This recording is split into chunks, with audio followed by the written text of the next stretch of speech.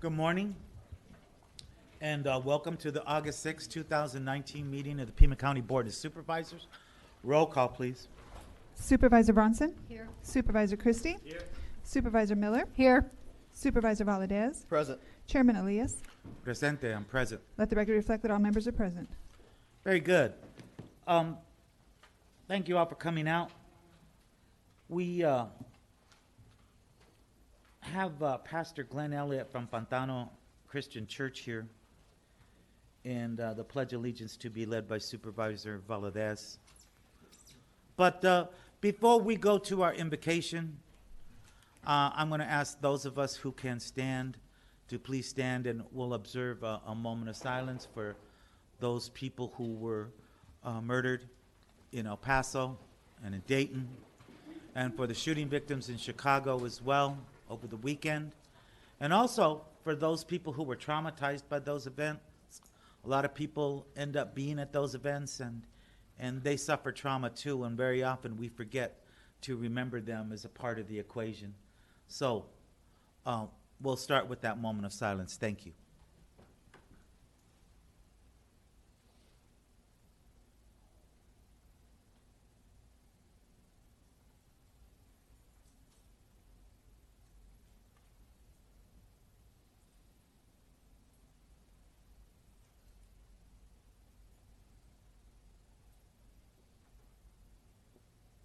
Pastor, please. Our Heavenly Father, we are grateful to be living in a democracy where so many play a part in responding to the needs and the desires and the residents of our county. Lord, thank you for the leaders who care about the issues that impact the most vulnerable. I'm asking you to help our supervisors to work together to find solutions to the most difficult problems that we face. We're so grateful that we have leaders who listen to us. God, please be with these men and women as they weigh each issue before them. Give them wisdom on how to best represent what's best and right for all. Father, we also ask that you give our leaders courage so that even when it's hard, they would continue to boldly act for the best interests for those in Pima County. God, thank you for these men and women who serve us and for their gifts and their abilities. And God, I want to pray for their families, that you would bless and protect them. Give them peace when their work takes them away from those they love. God, please provide our leaders with the reminders each day of why they decided to dedicate their lives to public service and use that commitment to encourage them.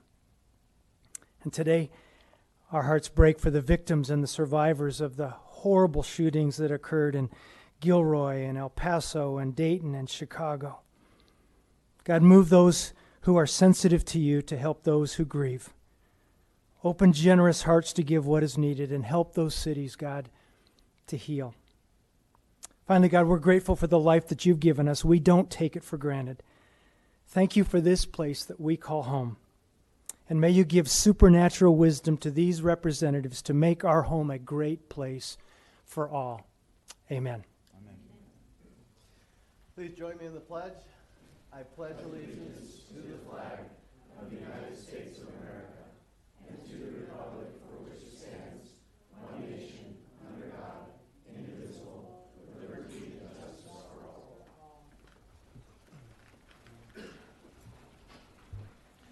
all. Okay, thank you very much, Pastor Elliott. Appreciate that. That's a beautiful prayer this morning. We have one change to our agenda.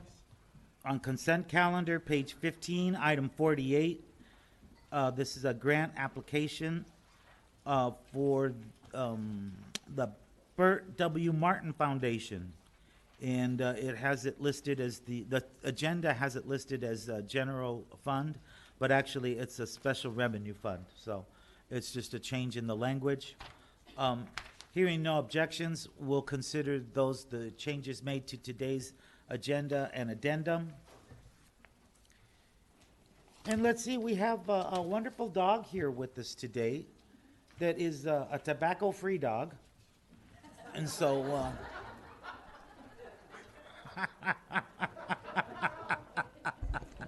He's not I was lying. just thinking one of the advocates might like that, you know. Just saying. Good morning, members of the board. Good morning, everyone. Leia is tobacco-free if you're interested. So she is actually very much a survivor. She has an inspiring story to tell. She was found as a stray in the desert and was pretty much dead. We didn't think that she was going to make it. And she came to the shelter. Our clinic staff worked on her on the floor of the clinic because she was too weak to do anything else. And lo and behold, here she is. She's standing, she's walking, she's eating, she's doing everything thanks to our amazing staff and volunteers that worked so very hard on her. She is a little food motivated, very ride motivated. She loves to ride in the car. Very excited about that. Tried to squeeze her head near the seatbelt area because she wanted to give me a kiss. So she likes riding in the car. And she would be $0 to adopt, just the $20 licensing fee. And we just wanted to take a moment to remind everybody about Clear the Shelters, which is coming up August 17th. It's a Saturday. And we are going to have $0 adoptions that day. It's a national day of adopting out across the shelter or across the country in shelters. And we'd love to see you all there. So come adopt Leia. Thank you. Thank you. All right, Leah. Please make it down to animal care. I know they've got a ton of animals right now, and they've been working really hard in July and had an outstanding month, and very proud of all the work that they do over there. I know they've really been working hard, so just want to give them that quick kudo while we're at it. We're on to presentations and proclamations. We're going to start with item 5, and Chair will move the item. Second. This is the Mini Time Machine Museum of Miniatures Day. All those in favor? Aye. All those opposed? No. Hearing none, motion carries. Supervisor Bronson's going to make the presentation. Did you hear what the supervisor said? I'm doing this because I get to do this because I'm the shortest. I was not going to comment on that because I thought that Lisa Lamb, the executive director, might get on my case about it, so I didn't want to do that. But thank you for coming. And I know your treasurer, Lloyd Dennington, Yes. used to be a county employee for a long time and was a great guy, a good friend of mine too. So thank you for coming. Here's your mini proclamation. I guess- Oh, perfect.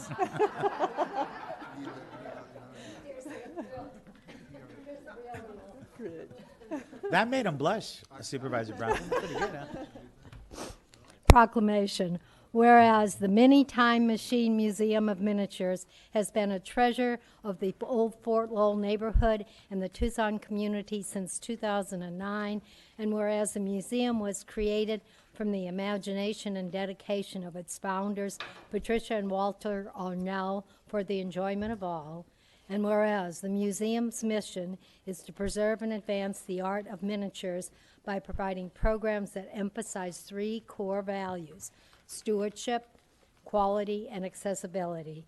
And whereas the museum collection of more than 500 miniatures provides a slice of life from cultures around the world, dating from the 18th century to contemporary times, and whereas the museum is probably the only one in the United States that solely features miniatures, and in its 10 years of existence has served over 350,000 visitors, and whereas the museum serves our community through school tours, workshops, classes, summer camps, and other community outreach, now therefore be it resolved that the Pima County Board of Supervisors hereby proclaims Sunday, September 1st to be Mini Time Machine Museum of Miniatures Day.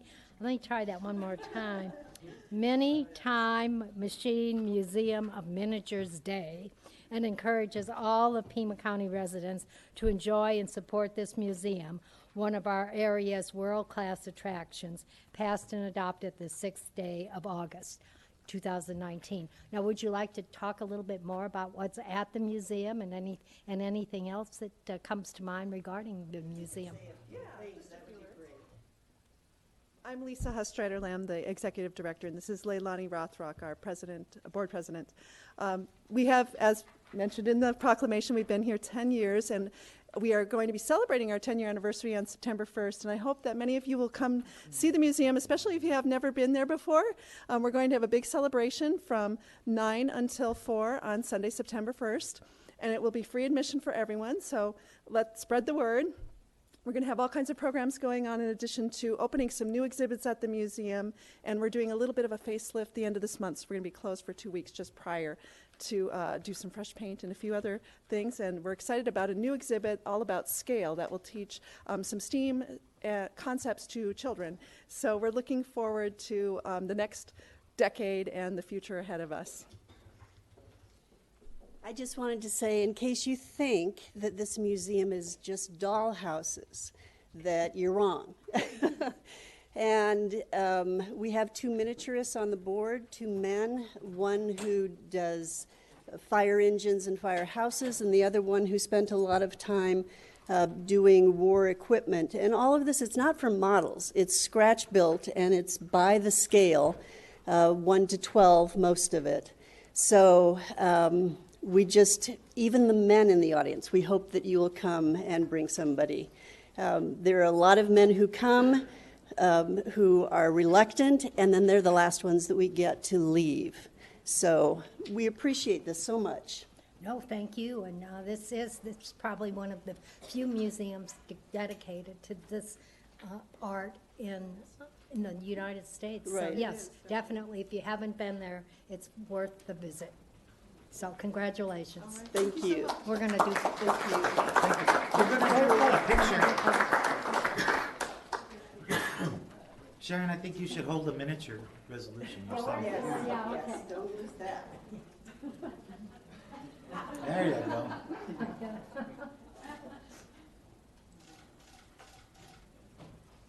Okay. Now you're going to put this on display. September 5th. Okay. Excellent, thank you very much. Next item is proclamation regarding a Child Support Awareness Month. Chair will move the item. Second. Hearing no objections, this motion passes. Supervisor.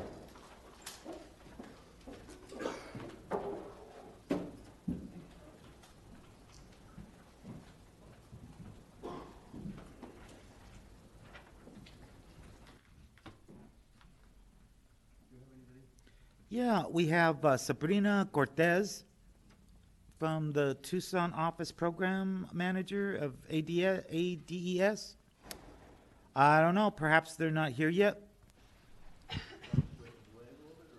Why don't we just go ahead and read it into the record, Supervisor? All right, we'll go ahead and read I think it's appropriate anyways. the proclamation. Whereas Pima County joins the nation in recognizing August as Child Support Awareness Month and recognizes the value of child support services in strengthening Arizona's families by providing services to improve the economic stability and well-being of children. And whereas Pima County recognizes the state of Arizona's firm and lasting commitment to advocate for our children whose safety and security is vitally important, and whereas children who receive emotional and financial support are more likely to feel safe and secure and are better equipped with the courage to be their very best in life. Whereas the Department of Economic Security Division of Child Support Services, DCSS, is committed to putting Arizona's children first and to serving Arizonans with excellence, respect, integrity, and kindness.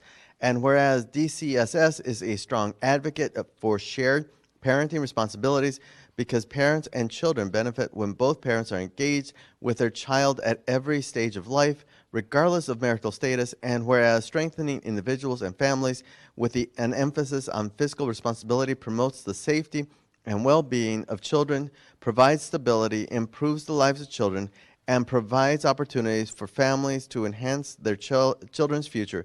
And whereas Child Support Awareness Month salutes diligent parents who spend time with their children and who make regular child support payments to safeguard their children's future.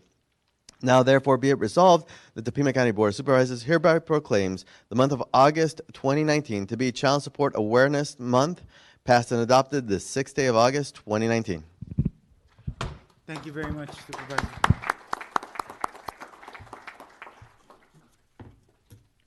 And the last of our proclamations, you know, and I didn't mention this before, and I apologize. Twice during the first presentation, cell phones went off. So please, could we check them right now to make sure that we're being respectful to everybody and their time and those folks who come forward to address the Board of Supervisors. Chair will move item 7. Motion and a second. Discussion, objections, hearing none, motion carries. This is a proclamation for the 244th anniversary of the city of Tucson.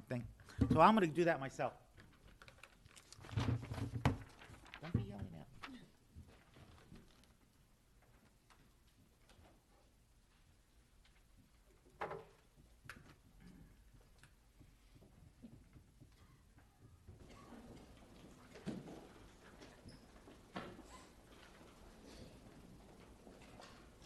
Sharon Chadwick, Betty Villegas, Mickey, excuse me, come here. All from the Historical Commission. How nice to have you all here with us today. Nice to see you, Sharon. No, please come around this side, sir. Face the audience. Nice to see you. Okay, so first and foremost, 244 years of, I guess what we call the city of Tucson here. But that's really a misnomer and not really very accurate when we think about it. It is appropriate to note the creation of the Presidio and what became the city of Tucson along with its European influence. But truly this community has been here for much, much longer than all of that. And so it's really imperative that we start by thanking the native peoples of this area who consider this to be their ancestral homelands for sharing this place with us. Because it's important that we recognize that we share this place together now. And the whole issue of conquest is hard for us as Tucsonans because we live right in the vortex of it. And we recognize that that was a very difficult period for all of us. But look what we've created around us. A great community with people who care for each other and believe in something. And that something is that we try our best, I believe, to take care of each other. And I think that's really critical, and I'm very proud of that. And I hope it continues into the future. And in this time of sadness, regarding the shootings that have been taking place over the course of the weekend, and thinking about other cities and how they live and how they face tragedy and how Tucson has faced tragedy in the past. Whether it was the Pioneer Fire, 28 people died there. Whether it was the shooting over at the College of Nursing. Whether it was the events of January 8th where Judge Roll was murdered along with others and others shot. But we stand together and we continue to. So while I'm reading this proclamation, in honor of those folks that died this past weekend again, and those who were traumatized by that event, and in honor of those people who have suffered various types of indignity throughout our history, 244 years, or 4,000 years, or the truth being time immemorial. Let's all stand together while I read this proclamation.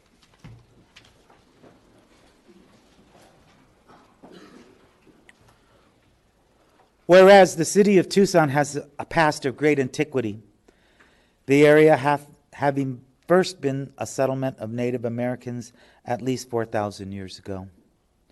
Whereas Lieutenant Colonel Hugo O'Connor of the Royal Spanish Army on August 20th, 1775, established the Presidio San Agustin de Tucson within the boundaries of the area presently surrounded on the north by Washington Street, and on the east by Church Avenue, and on the south by Pennington, and on the west by Main Avenue. And whereas the flags of the Tohono O'odham Nation, the Pascua Yaqui tribe, Spain, Mexico, the Confederacy, the United States, and Arizona have been raised within the ancient and honorable Pueblo. And whereas the community is dedicated to the preservation of heritage, architecture, historically significant sites, and its diverse cultures and traditions. And whereas Arizonans should remember the gallant deeds of all our forebears and commemorate them with an appropriate ceremony. Now therefore be it resolved that the Pima County Board of Supervisors hereby proclaims the month of August and the day of August 20th, 2019 as a time for all residents of Pima County to observe the 244th anniversary of the city of Tucson and to participate in the ceremonies and activities that commemorate this event, passed and adopted this 6th day of August 2019. Thank you. Please be seated. Let's give a nice round of applause for all of that, because I think it's important for us to recognize that. And so, I don't know, any of you have any comments that you'd like to make? Sharon, please. Thank you very much. And on behalf of the Historical Commission, the Tucson Pima County Historical Commission, we mustn't forget that Pima County is very much a part of the commission. I want to invite the Board of Supervisors and all the residents of Pima County to our celebration on August the 20th. Thank you. Thank you. Please, Ben. Thank you, guys. Thank you. Besides the big fiesta that we're planning on August 20th, and this year it really is going to be more of a fiesta. We're even going to have adult beverages there, which we've never had before, along with a taco bar, and Gertie and the TOs boys are going to be there for dancing. So it's really going to be more of a party, so we invite you all to come. But we're also, prior to that, on August 17th, Los Descendientes de Tucson has their annual Gran Gala, and we invite you all to come there as well and support what we're trying to do, especially in opening the new Mexican-American Heritage and History Museum at the historic Sosa Carrillo House. We're in the process of opening a new exhibit where we are commemorating Ernesto Neto Portillo Jr. for all his columns and journalism that he's done over the years. We're going to have some of his favorite columns on display along with programming, so you can watch out for that. And then on August 18th, the Southern Arizona, I don't want to get their name wrong, Southern Arizona Transportation Museum is having their celebration as well at 11:30 at the historic Amtrak Depot, and so we invite you to come to that. So it'll be a weekend of celebration and going on to the 20th of August with our big birthday party, and the public is invited, and there's no charge for the birthday party. Thank you very much. Thank you. Mickey, you have something you want to add? I'll add a personal thing. I love history. I'm sixth generation Arizonan, almost as long as Elias. If I had better knowledge, I probably would be 8th or 9th generation. My grandpa got married here in Tucson in 1891 to a Native American, Sanchez Moreno. And I have loved Arizona history. That's why I'm in this historical commission. And I think the birthday celebration is going to be great this year. I've been working with it for the last 4 or 5 years. It'll be back at the Presidio this year. And I hope all of you can come and join us. Okay. Thank you very much. And yeah, nice round of applause. No, Mickey, come here. You got to take a picture. You got to take a picture with this, otherwise it doesn't work. Otherwise it didn't happen, right? There you go.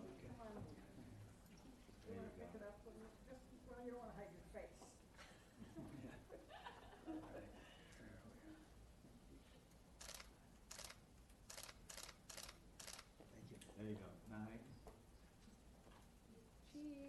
Cheese. All right, thank you very much. Nice to see you.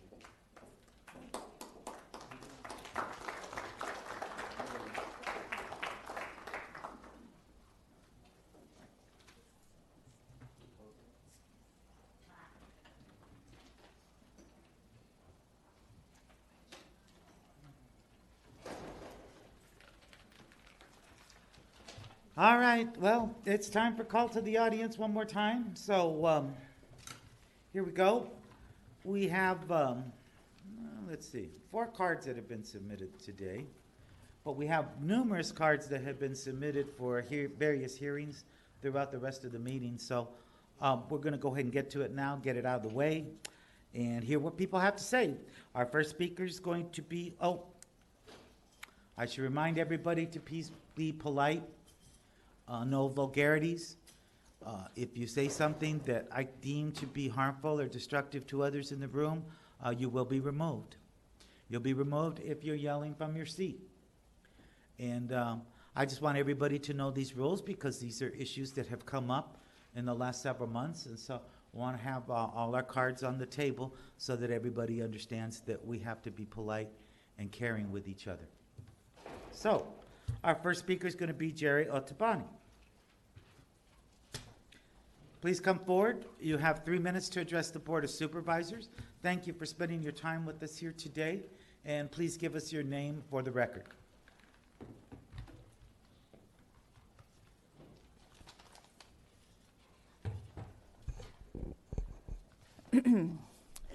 Good morning, Supervisor Elias and Board of Supervisors. My name is Jerry Ottoboni, and I live in Oro Valley. I thought it interesting that with all the people from the various churches here, you three wouldn't vote against them, that you would vote with them. And you also read a statement that sounded like Mr. Huckleberry prepared for you to read. Here we have a situation where there may not be enough money from the grants for the venture, and again, you will have to tax the people of Pima County. Here we have Mr. Huckleberry, and the second highest paid in the United States, making approximately $460,000, including benefits, with only 1 million people in the fifth forest city in the United States, compared to administrator of Los Angeles County, with 11 million people and only making $20,000 more. Supervisor Miller had a great plan for a neutral property tax. Do you not realize that when you raise property taxes, the owners of the apartments, they don't pay any more taxes. They pass it on to the people who are the renters. Mr. Lees pretends to be for the poorer people in his district, but it's obvious with his voting, it's just lip service. So, when Mr. Huckleberry wants to raise taxes, you three, Sharon Bronson, Raymond Valdez, and Richard Elias, don't have to copy Mr. Huckleberry and voting for it. Shame on you. Also, you three, along with Mr. Huckleberry, only know how to tax. You three follow Mr. Huckleberry. Hopefully you will be replaced with people that just don't tax and have minds of their own and great ideas in helping the taxpayers of Pima County. Thank you. Okay, our next speaker is going to be Keith Van Heineken. Mr. Van Heineken? You want to pass to what? No, I just read your name. You don't want to go right now? What's the problem? I don't understand. I think he wants to be last. I think that's actually my prerogative, sir. If you want to speak, I'd like you to speak. If somebody could help read it for him, that would, I guess, be... No, you want to do it yourself? Okay, very well.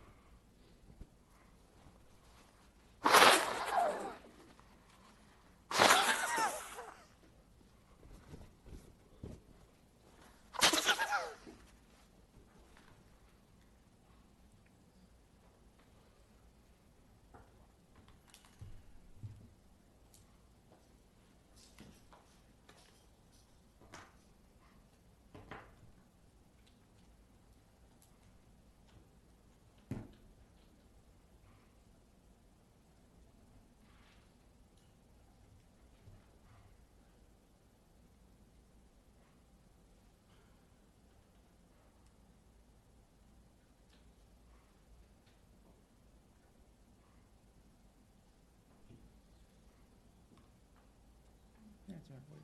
Wait till he's ready to go.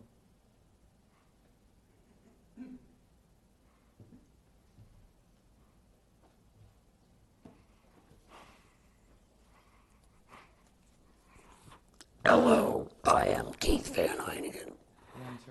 And at the last meeting that I attended on the budget, I did a quick conservative estimate on funding 2,000 non-essential personnel, debt payments, open positions held, and it comes to $2.25 billion in 10 years. Pima County taxpayers have been robbed. I say it again, you've been robbed. As I have lived in Tampa, Orlando, Chicago, and here for 20 years, this is the most racist city I've ever lived in. I've been coming to these meetings for 14 years. After observing Ramon and Richard, I can only deduce the only reason you were appointed to your seats is the color of your skin. Have a nice day. Thank you, sir. Appreciate you spending your time here with us today, Keith. Our next speaker is going to be Jonathan Salvatierra. Jonathan, thank you for coming here and spending your time with us today. You have 3 minutes to address the Board of Supervisors, and please give us your name for the record. Thank you.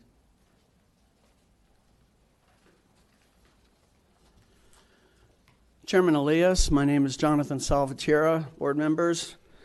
I'm a retired railroader, real estate broker, and native Tucsonan. This is the most important time in our history to invoke and assert states' rights in protecting our air, land, water, food supply, along with public health and humanitarian welfare in our state and with our Mexican and indigenous neighbors.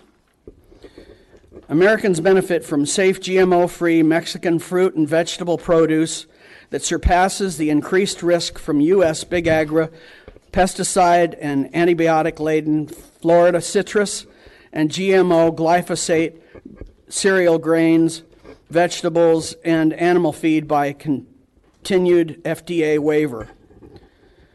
The acceleration of man's inhumanity is personified by the hate crime mentality manifested by elected officials that mentor the acceptance of this attitude when encouraging fear, inhumanity, and bias within our society to prevail over empathy, acceptance, and random acts of faith-based humanitarian compassion. No bigot in the executive branch or our governor's office will ever get me to kowtow with bribes of my own tax dollars to tolerate sanctuary prejudice, racial profiling, malfeasance, or abuse of authority to militarize our police and sheriff's departments, moral integrity with Stone Garden funds, or withholding Arizona state shared tax revenue to ignore sanctuary aid. Our humanity toward our fellow human beings is not for sale at any price, so help us God. Foreign privatization of public assets under the vague color of authority is unconscionable criminal oligarchy behavior. Accepting Corps of Engineers' newly trumped up revised assertions of public health and safety in approving an intentionally deficient scope of review for a 404 permit to Rosemont mine operations is criminal privatization of our air quality, riparian water table for migratory and unique wildlife preservation, municipal watershed purity, health for youth and elderly, public health, tourism, and quality of life. Between daily afternoon explosions seen in routine silicosis-laden ozone levels over EPA standards and increased arsenic and lead isotope damage to our regional aquifer, like Cananea, Sonora, Mexico, residents from the Nacosari mine, they thought it was safe to to buy bottled drinking water only when they routinely Mr. Sullivan, aspirate you've gone over lead 3 minutes. Could you and please other complete toxins yourself quickly, please, sir? in shower water and dusty surface soils. In conclusion, this is Tucson's economic time bomb future that will be permanently impaired just to satisfy special interest foreign investors without a conscience or liability exposure Mr. Salvatierra. when they sell out Plenty of or time. declare bankruptcy in 15 Please, years. sir, you're out of order. Your foreknowledge making of this makes this board asking you to be complicit seated before quietly, and after the or I'm fact. going to ask you to leave. Thank you, sir, for your time. I appreciate your listening, and Yes. I bless you all Appreciate that. for Now, doing please be what is seated, right. Sir. Please be seated. God bless you too, but next time you need to follow the rules. Please, it's very important that we do that out of respect to everybody in the room and not just yourself. When we have no access Excuse to me, any sir. other venue, it's important for us to share these things Could you ask with the him to public. please leave the room? I'm very sorry, but I've asked you and I warned everybody not to be yelling out from their seats. You're going to need to leave, sir. It was a part of my message to the public.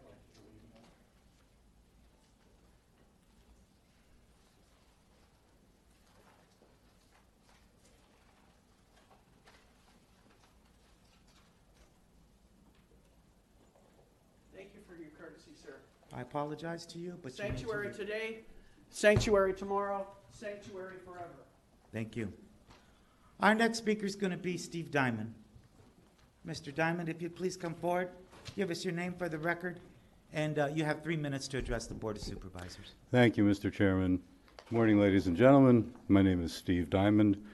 I'd like to address two items today. The first is item 45 on the consent calendar, acceptance by the sheriff for a Arizona Department of Public Safety grant to provide state gang task force detention liaison officer units program, $100,000.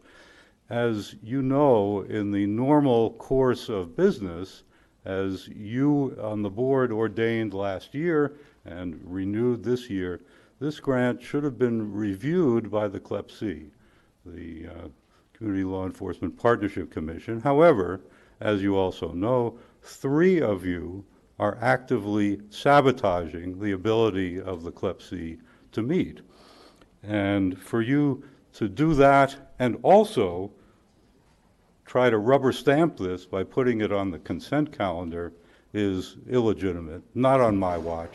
That is not the way you should be doing business. So I call on you to remove this item, 45, from the consent calendar, to continue it to your next meeting, and to hold a proper hearing about it. Because if you're preventing the CLEPC from reviewing it, you should review it yourselves. Do the work. Call the sheriff to come, call Chief Gwaltney to come, and find out what this grant is really about. Discuss it properly before you accept or reject it. Second item I want to talk about is the number 1 on the addendum, which is the discussion of Mr. Huckleberry's memo dated July 11th. And in this is primarily a letter from Mr. Huckleberry to the Arizona Department of Homeland Security.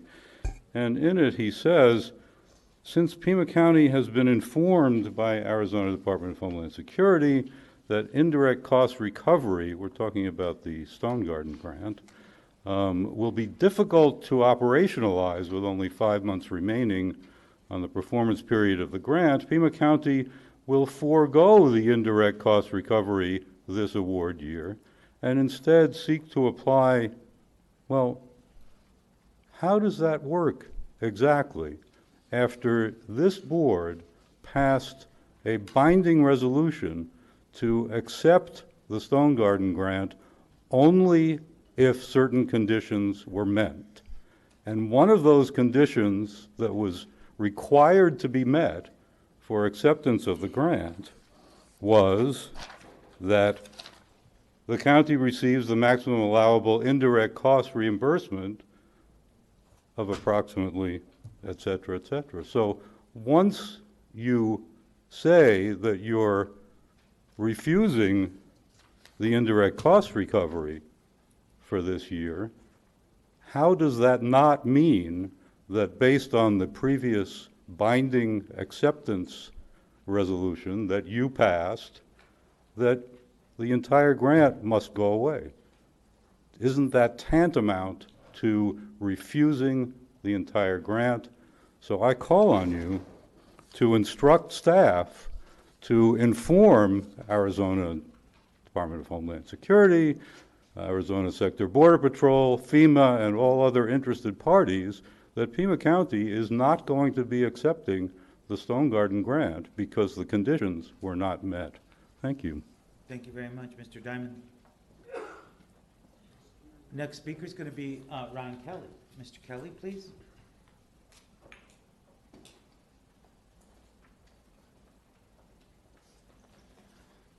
Good morning, Board of Supervisors. Good morning, Ryan. My name is Ryan Kelly, and I live in District 1.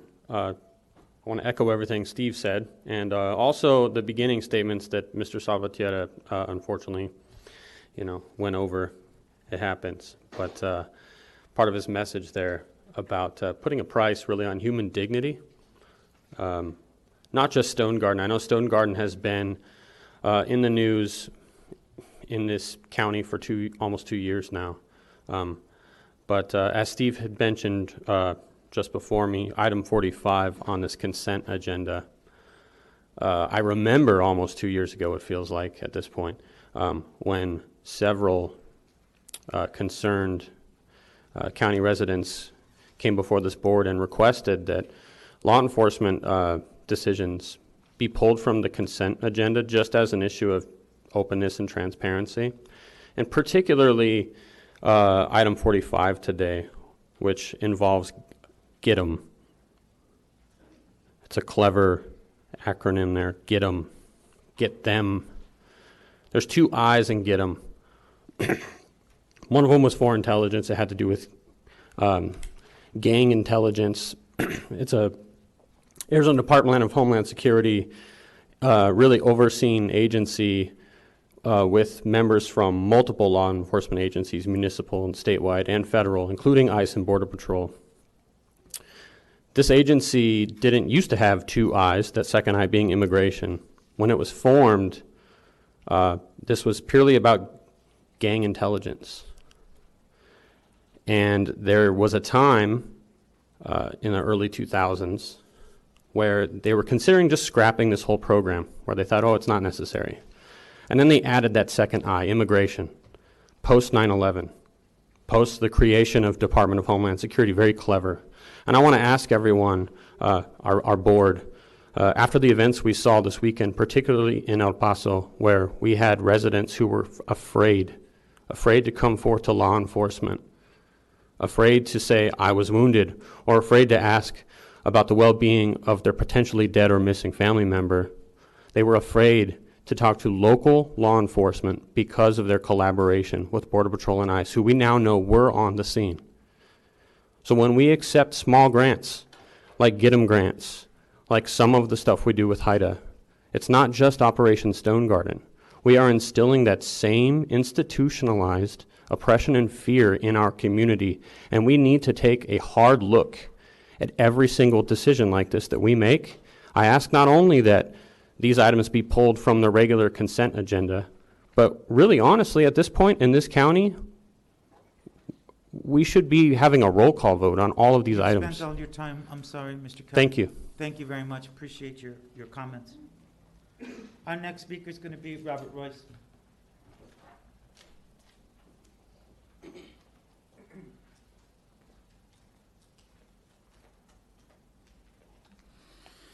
Sorry, no roses. I didn't put any shading up this year, so my poor roses are very intimidated by this summer sun. I brought in my 2020 notice of value on my house, $201,000. I haven't invested any money in my house in quite a while. This notice says I have central air conditioning, but it crashed 3 years ago, and I've actually been surviving with just a cooler because I don't have $7,000 for a new system. It also says that I have a swimming pool, but it's been drained for 12 years. I don't have $2,500 a year to just dump in the swimming pool. I just use the rainwater it collects to irrigate stuff. I definitely don't have $2,000 to rehab it. What happens is every summer, people in my neighborhood, one or two, they borrow $50,000 and they dump it in one of the houses, and then they sell it for $300,000. But what does that have to do with me? I don't have $50,000. My house needs fascia that I'm getting a little old to do for myself. It's got the original 1960 carpet. I'm just trying to survive while other people are investing money in their houses, and that's jacking up my assessment, and that is absolutely unfair. Secondly, it's like I'm in a vice. The city of Tucson City Council doesn't think that developers should ever pay property tax anymore. 2 of the 3 candidates for mayor want to absolve all developers of property taxes for 8 years, which means that I'm supposed to pay their share. I'm paying Scott Steitler's share, Don Bourne's share, the apartments on 6th who came in from out of town and they could easily afford to pay their own taxes. So, I mean, I'm just getting it. I'm getting it 3 ways because you all don't understand the concept of financial responsibility. I mean, we've got supervisors that are making $80,000, and we just heard that the administrator is making almost $500,000, and I feel like I'm getting this whole pile on my shoulders, and I'm just trying to hang on to a house. I just want to have a roof over my head in my old age. So my suggestion is, again, that we need a countywide sales tax payable to the entity that collects it to replace our Tucson City sales tax, give you a supplementary income so that you can do things without piling everything on my shoulders. Thank you. Thank you very much, Mr. Royce. Okay, that concludes call to the audience. I'm going to move to item 32, which is a code text amendment. Ordinance 2019-17. This is relating to the regulation of tobacco retail sales and smoking. I have 15 cards that have been submitted on the item. So what's the pleasure of the board? Anybody have any comments to make before we hear speakers, or would you rather go right to speakers? Okay, great. Very good. Our first speaker is going to be Rhonda Botfield. Rhonda, please come forward. And thank you for being here and spending your time with us. You have 3 minutes to address the Board of Supervisors after stating your name. Hello, Chairman and members of the board. My name is Rhonda Bodfield. I'm here representing TMC Healthcare and Tucson Medical Center. As a nonprofit community hospital, we see the impacts and the damage that tobacco has wrought on our community on a daily basis. We see the personal toll that it takes on families and patients when they get some of these devastating diagnoses. And we also see the toll that it takes in driving up healthcare costs for everybody. So we are here in support from a public health initiative to increase the age at which people can be legally purchasing tobacco to try to reduce addiction issues and save lives over the long term. We participated in some of the stakeholder initiative and discussions, and there was a lot of give and take and back and forth. And so at this point, we just are in support of raising the age. So you felt those stakeholder meetings were productive in that way? I did. We did make some changes early on. We participated in the earliest rounds of those, and there were some changes made then. And I know that there was a dozen, so there was some opportunity for feedback as well. When were the meetings that you attended, Rhonda? They were put on by the county. No, when? When? It was February, perhaps. Yeah. Okay. So about 6 months ago. Mm-hmm. Very good. Thank you. Thank you. Our next speaker is going to be Jenny Chadwick. Jenny, thank you for being here with us today. Appreciate your time. Please give us your name for the record. You have 3 minutes to address the Board of Supervisors. Thank you. My name is Jenny Chadwick. I'm the Western Regional Director for the Preventing Tobacco Addiction Foundation. We run tobacco21.org, the national organization that works across the country to promote Tobacco 21. So I cover every state west of the Mississippi, so I have a huge region. I often help communities across the country that are considering Tobacco 21 policy. You know, I've flown in here numerous times to come to stakeholder meetings and Board of Health meetings as a part of this process. Yesterday when I landed and I walked up to the rental car agent and she said, "Oh, why are you in Arizona?" And I said, "I'm here for the Tobacco 21 hearing." And I saw her body tense up, and she said, "I'm a tobacco user. I'm a smoker." And I said, "I bet you started young." She goes, "I did, 14. And I said, "Most people do. And I bet you've tried to quit many times." And she said, "I have, many, many times. I'm 65 years old," is what she said. And I said, "Well, this is the policy that goes after the retailer who's making a profit off of selling a deadly addictive product to our kids. Not the policy that goes after the smoker who fell prey to the tobacco industry when they were young. We want to make sure that kids don't start. And we do that by preventing retailers' access to our kids." This has been a very thorough process, probably one of the most thorough processes that I've seen around the country. You know, I first came to Tucson a full year ago, to speak at the city council meeting, to come to the Board of Health meeting. Again, as you heard, there was 12 stakeholder meetings. I flew down for one of them. I attended one of the Board of Health meetings. It's also been a very thoughtful process. I think that the county staff has done an amazing job of really looking at what does national model policy look like, what do we put in best practices policy to make sure it's the strongest. When we first started, we had less than 25% of the nation's population covered by Tobacco 21 policy. Today, we have over 50% of the nation's population covered. We have almost 500 city and county policies, 18 statewide policies. So we are ready for Pima County and Tucson to join the Tobacco 21 policy. Right now, we have a national bill going through. It's passed unanimously in the Senate. It does not include grandfathering. It does not include a military exemption. It would raise the age, but what it doesn't do is it doesn't enforce locally. And so you guys have the opportunity to make sure that retailers are held accountable for selling to our youth. When compliance checks were done, we saw that retailers sell to 1 out of every 4 underage kids, right? That is how they make their profit, and we ask for you to protect these kids. Thank you. Jenny, before you step away, how many cities and counties have passed this?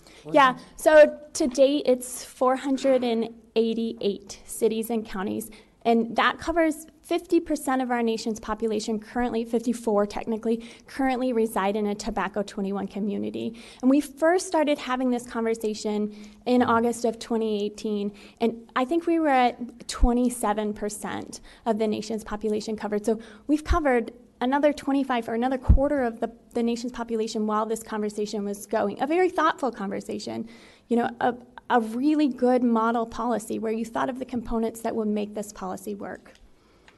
Thank you very much. That's very impressive. Yeah. Appreciate it. Our next speaker is going to be Paul Durham. Mr. Durham, a city council member from Ward 3. Thank you for attending our meeting today and appreciate your service to our community. You have 3 minutes to address the Board of Supervisors after giving us your name for the record. Please, sir. I'm Council Member Paul Durham, representing Ward 3 on the Tucson City Council. I'm here today because a year ago, high school students from Empire High School told me stories of epidemic vaping in high schools, and school administrators in Amphi I spoke with couldn't get a handle on illicit jewels and other vaping products in their classroom.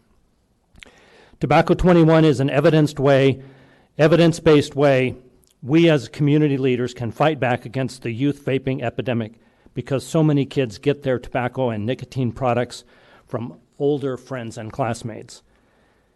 And because 95% of smokers start smoking before they turn 21, we can help these kids lead healthy, addiction-free lives. My end goal is to reduce teen usage and keep nicotine products out of middle and high schools. That's why when the City Council last August decided to engage with Pima County Health Department because you, as county government, have the expertise and health enforcement capabilities, like with your existing restaurant inspections. If unincorporated Pima County and the city of Tucson do this together, we'll cover a huge percentage of the kids in Pima County. I've spoken with other local jurisdictions in Pima County, including tribal communities, about T21. If we do this and it's successful, as I know it will be, we'll get to work to have the whole county covered. I know that some retailers have concerns about the penalty structure. I respect those concerns and have met many times with the retailers, including the Food Marketers Allowance, the Chamber, and the Smoke-Free Business Alliance. My concern is weeding out bad apples.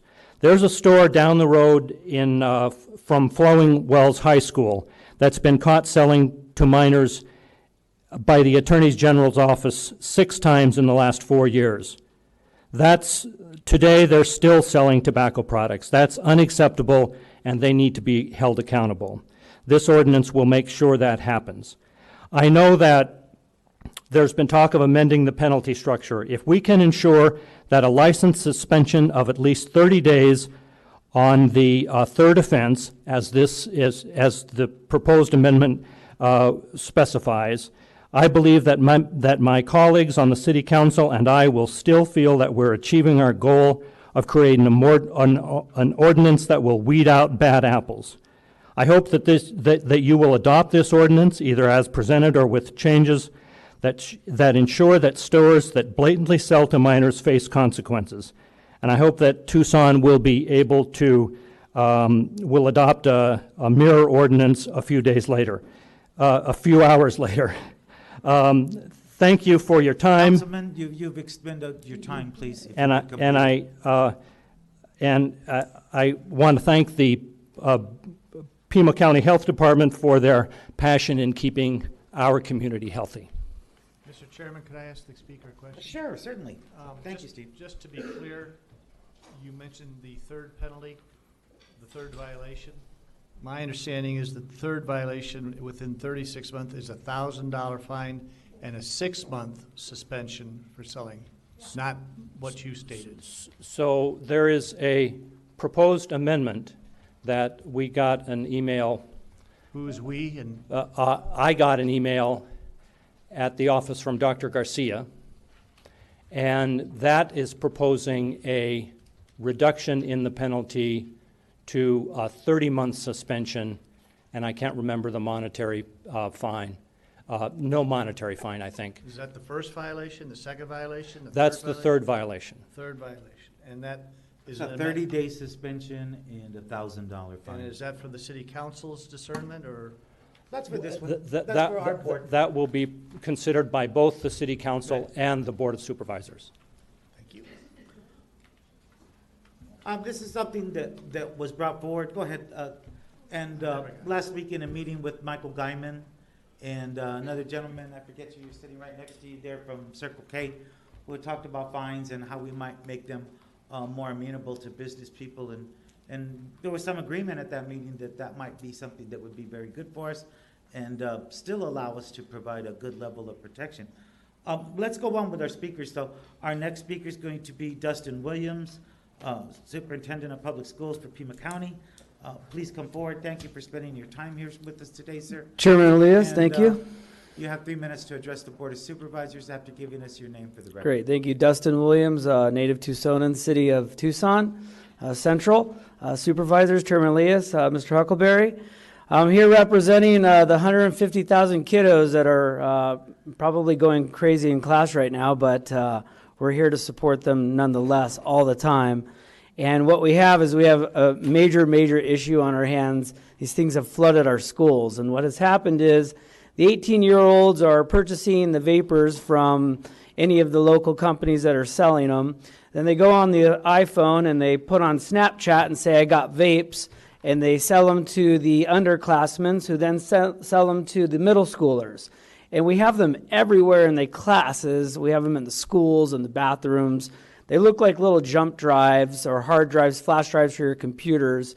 They're really hard to detect also when you're smoking them because they are the scent of maybe watermelon or a light perfume or a flavor, and they're fully marketed to these kids. The problem is one puff of these little devices is the equivalent to an entire pack of cigarettes. So these adolescents with their brains and how their brains are developed, the addiction at this age is so intense that we're creating another generation where we were 30 to 40 years ago when tobacco at one time was an epidemic. We got through that, and kids thought it was yucky and disgusting, and they didn't want to do it. And now it has totally changed. And these devices are nifty. They're tricky, and they're tricky just like the corporations that are selling them. I fought with Senator Carter diligently all season long during legislative session to ban a really nasty bill that was crafted by the Jewel Company. And in that was a preemption clause that would have stripped local control away. So these companies will tell you one thing, but at the end of the day, they want local control, and they want to sell to a market of kids that are between the ages of 18 to 21, only to give them a lifelong addiction that will ultimately kill them. So what I think happens is when we get into these ordinances and we get into these law changes, sometimes we forget about the kids at hand and the parents that are suffering day in and day out by this deadly addiction. And the statistics that we saw from the health department and what they did to put the work, I commend them on that because it was extraordinary. So I support this. I hope a unanimous decision can be met. I commend you on your decisions every day of what you do for our county. And with that, I'll answer any questions if you have any for me. Thank you. Mr. Chairman? Supervisor Miller. I do have a question because on this ordinance under exemptions 8.50.030, the first one says, A says the following places or circumstances are exempt from the provisions of this chapter. And the item they added, retail tobacco stores, including stores that primarily sell electronic smoking devices. The way I read this, it pretty much excludes any retail tobacco store. Well, I would hope that, this yeah. ordinance, the way it's worded. Maybe Dr. Garcia can answer that question more correctly. Okay. Dr. Garcia, please.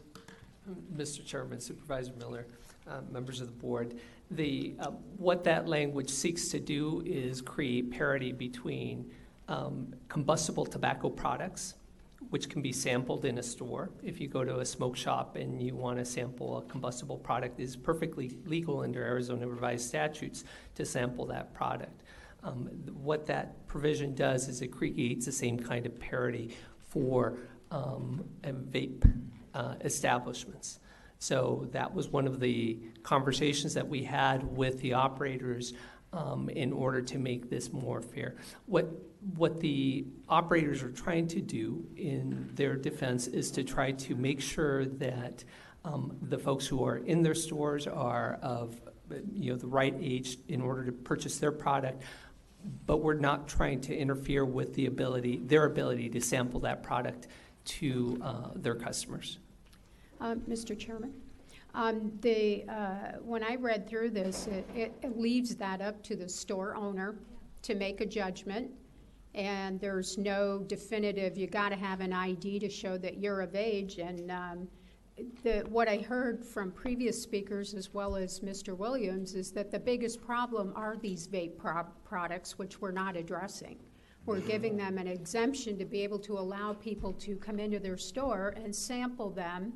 And there's nothing in there that says you have to check their ID at that point and see how old they are.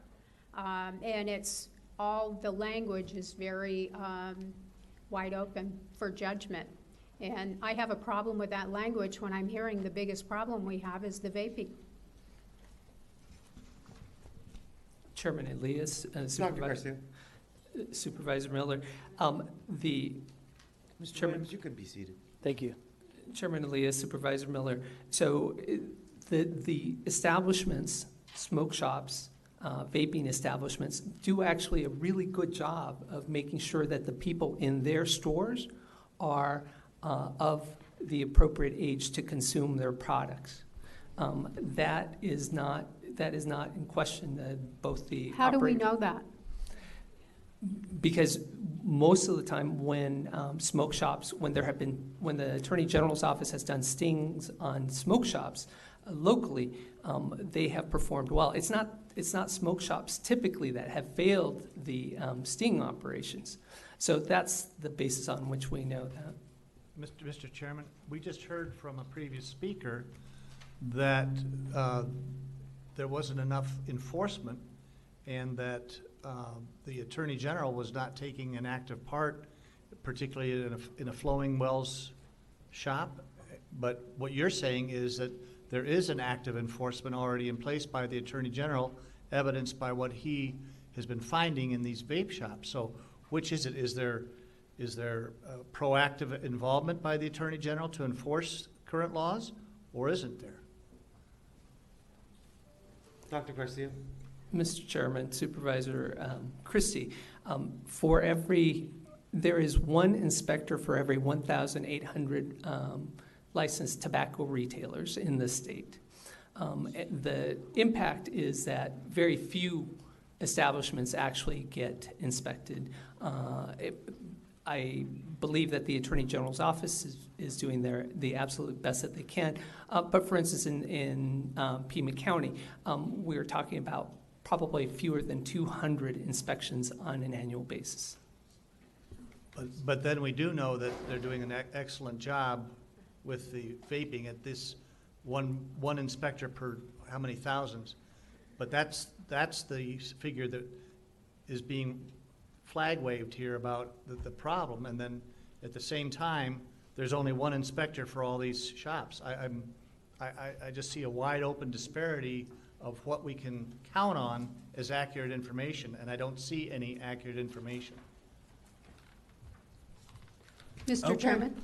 Yeah, please. It would be nice to get those statistics and that data, if that's in fact reality, so that we can see how many violations or not, and how many inspections were done on these shops, because everything I'm hearing is that the most dangerous thing are these e-cigarettes and the devices that the gentleman talked about earlier, that one inhale off one of those has the equivalent of a whole pack of cigarettes. Is that what I heard?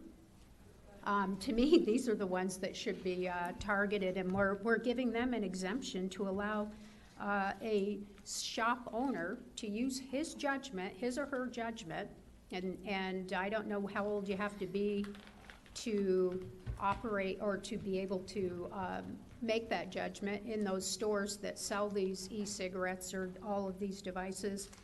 But it could be a very young person who is making that judgment, and that may look at somebody that is a couple years younger than them and go, yeah, they look about my age. I mean, any of us can do that, but I'm just thinking in terms of there's no penalty if you allow an underage person to try out one of those cigarettes or one of those e-cigarettes. And we're talking about, you referenced the state statutes that govern them and said, oh, they're able to do that under state statute. Well, they're able to, without this ordinance, they're able to continue operating. All establishments are able to continue operating under state statutes. So I don't know why there's a distinction there. If you could clarify that, that would be good. Dr. Garcia. Chairman and Leah, Supervisor Miller, the biggest addition that this particular ordinance adds is it adds an enforcement capability for the purposes of those vape products. Those vape products are not currently regulated under state statute. Combustible tobacco is the only thing that is regulated under, combustible tobacco products and related tobacco products, but currently the vape products are not currently regulated. That's what this ordinance would do, is it would add coverage for that particular product set. The other thing that you asked was in terms of minor use. You are correct. Most of the experimentation that goes on in terms of minors using both combustible and vaping product is not happening in stores. It's not happening in retail establishments. It's happening in homes. It's happening in schools. It's happening in playgrounds. The hope is that by being able to keep some of these products out of the hands of individuals in that 18 to 20 year age range, that kids will have less proximity to those products. I guess that really, to me, if there are no state laws governing this, maybe that's something that needs to happen, is the state needs to pass some laws, because it sounds like these are far more dangerous than cigarettes, and they should be far more regulated. And, you know, I don't know why, if they're spending more time looking at the combustibles when they're not the real problem, according to what I heard here, it's the vaping. Maybe more effort should be focused on the vaping. And I'll wait till the end to ask other questions. Thank you. I would just comment, as the only smoker sitting up here on the dais, that they are all bad, and they are all no good, and they should not be around, especially for young people to do. I know, I started when I was about 18. It is one of the only things I regret in my life. And it's horrible. And it's a horrible addiction. And there is, you know, we could talk about levels of bad, but that's not it. They're all bad. And we should all recognize that, like, immediately. Mr. Chairman, I'd just like to correct the record. I am a former smoker. I quit almost 40 years ago. Congratulations, good for you. Yes, and, but I absolutely agree that, I mean, if I had my way, there'd be no more cigarettes, there'd be no e-vaping or anything like that. I appreciate you saying that, Supervisor. But in this case, what I'm seeing is, well, this whole ordinance, I have a lot of questions on when we get ready to that point to go through it. Thank you. Sounds good. Our next speaker is going to be Carlos Estrada. Mr. Estrada, please come forward. It's nice seeing you here today. Appreciate you being here, spending your time with us, and being patient. You have 3 minutes to address the Board of Supervisors after giving us your name for the record. Carlos Estrada. So good morning, Board of Supervisors. My name is Carlos Estrada. I'm the Operation Director of the Circle K stores in Southern Arizona. I want to assure you that we are the most responsible retailers out there when it comes to restricted age product. We definitely know the moral issue of getting this product into the minors' hands. And again, it's one of those things I tell folks, most of the product, I've heard some people say that it comes from the retail stores, and believe me, that's the minority of where this product comes in from the kids. This ordinance is we'd like to see as a retailer a statewide solution, so it's the even level playing field for all the retailers, because what would really do would kind of push the 18 to 20-year-olds either to the reservations or outside the county. The penalties that are being proposed in the ordinance are 3 years. 36 months was a long time. Convenience stores historically have turnover of 100%. It's extremely tough. If you think about, we have an error year one, and we go 2 years, 11 months, and X amount of days, and one employee makes a mistake, and we can lose our license for 30 days. Most retailers that sell tobacco product, represents 30% of their sales. Any business that loses 30% of their sales, most of my stores will not survive that 30 days. If you lose it for 6 months, I can guarantee you none of my stores would be able to survive losing 30% of the sales for 6 months. There is no penalties for employees. That concerns me. It's something that we have a high standard. They sign on every day to be a responsible retailer, to be asking for ID, to ensure that they don't get into a minor's hands or an impaired person's hands. We do great training, extensive training. We retrain them every year, every week, every month. It's worrisome that there's no penalty to the clerk whatsoever. Enforcement, unfortunately, we have an issue with a lot of the retailers out there, including mine, that get a lot of the cigarettes stolen, and that's a lot of the way the kids get it into their hands. There's very little response or no response to the burglaries committed at these stores, and we really don't have a real good idea of how big that problem is because of the reporting system in the city. With that, I'd like to thank you for your time and consideration this morning. Mr. Chairman. Mr. Estrada, I have some questions for you Yes, sir. first. I believe you when you say you're very conscious about how you handle items in your stores that are sold with, age restrictions related to them, whether it's alcohol or tobacco products and all that kind of stuff. And I applaud you for having those kind of ethics, and I think that it shows. I appreciate it. We certainly appreciate the fact that Circle K's have become like neighborhood markets in many cases. And how many stores do you have? 125? 124. 124? I am been with the company for 28 years. Been in the convenience store industry here in Pima County for 30 years. I started with Southland. That's I tease great. people. I tell them I'm a glorified third shifter. That's great. I have 1,350 employees that I help represent. Would you agree that the mindset behind this ordinance is really a good thing for our community? I think the overall, my overall opinion is that ultimately that I'm a little old school, so I'm going to be honest with you. I'm a little torn. I'm a veteran. I served in the military. I served when I was 17 years old. I knew everything. Said to my father, here's my diploma, here's my military paperwork. He laughed, gave me the harm's way speech, and off into the military I went. I made the decision then, so I look at this as we have young minds that are making decisions to serve our country and pay the ultimate sacrifice. I also worry that the fact that, that they have probably not developed minds, because I'm pretty sure at 17, when I told my father I knew everything, my mind wasn't fully developed. So as I used to know everything too, but yep, get smarter as time goes by. Past, My daughter is a 19-year-old. She's going to be a sophomore at the University of Arizona. My son, who's special needs, is 29. They both graduated from TUSD, and I'm going to tell you that a lot of the issues that have come into the schools, they have to battle every day, so I understand that. But unfortunately, the truth is the vaping devices, they're actually tiered on milligrams.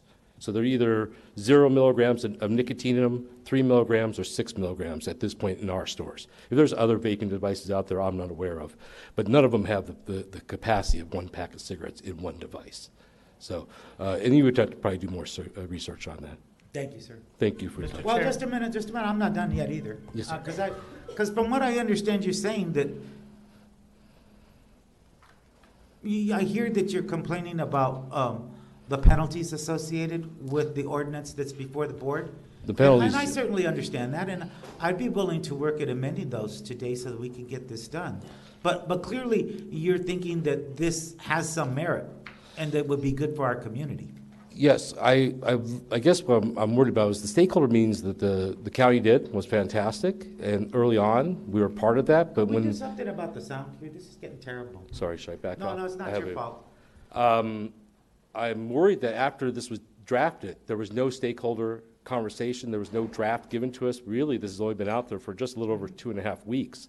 So when you read through it, you're like, wait a second, this is really nothing we spoke about prior to this coming to a vote today. So you think that there was nothing that you spoke about there? Not with the penalties. Is that correct, Dr. Garcia?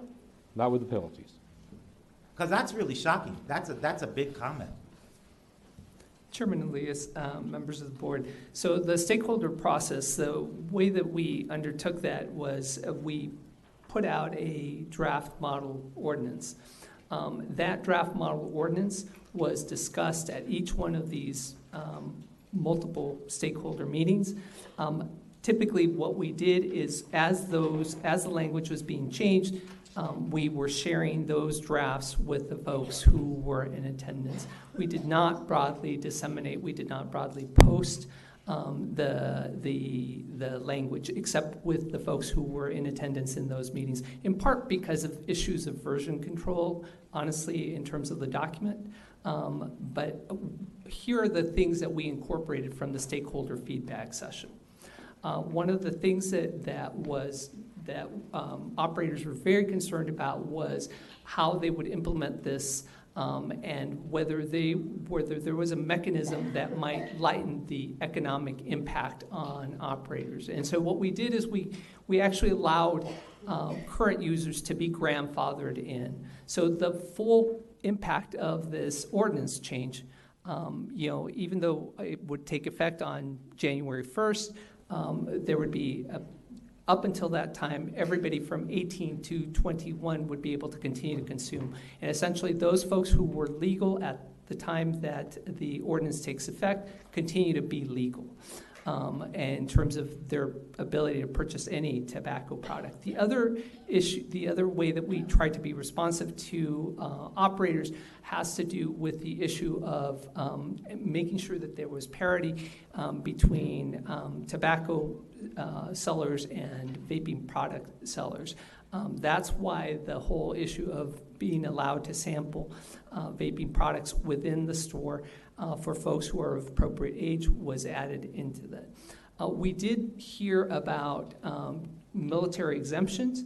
That was one of the things that was discussed at some of the multiple meetings, that folks with a military card or military ID who were beneath the age of enforcement would be somehow allowed an exemption.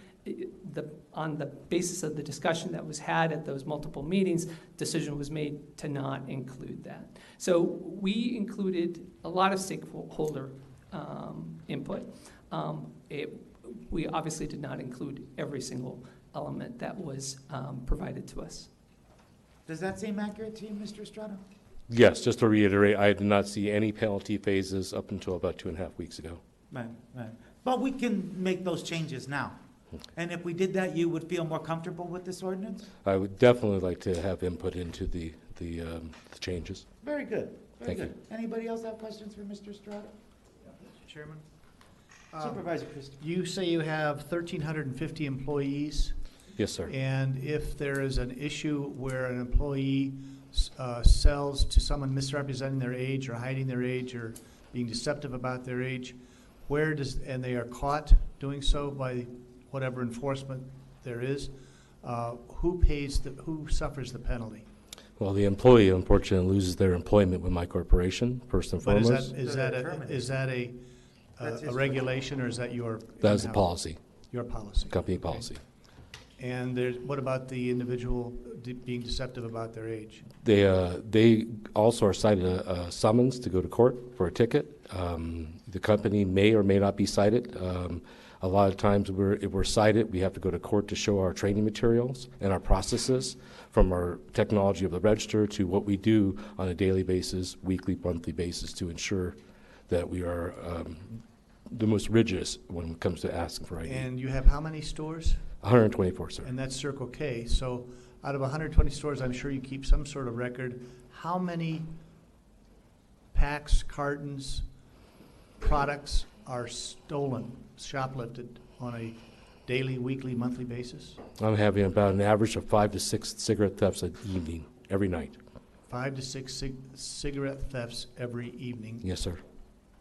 And we know that they basically are being resold, so in other facets. So a virtual black market? Yes, sir. Okay, thank you. Very good. Mr. Chairman? Supervisor Miller? I have a question. You talked about the fact that the individual who is coming in and being deceptive about their age gets cited. Is this under a current state statute? The minor does not get cited that I know of. It is against the law to buy tobacco. That's the law underage, as is any restricted item.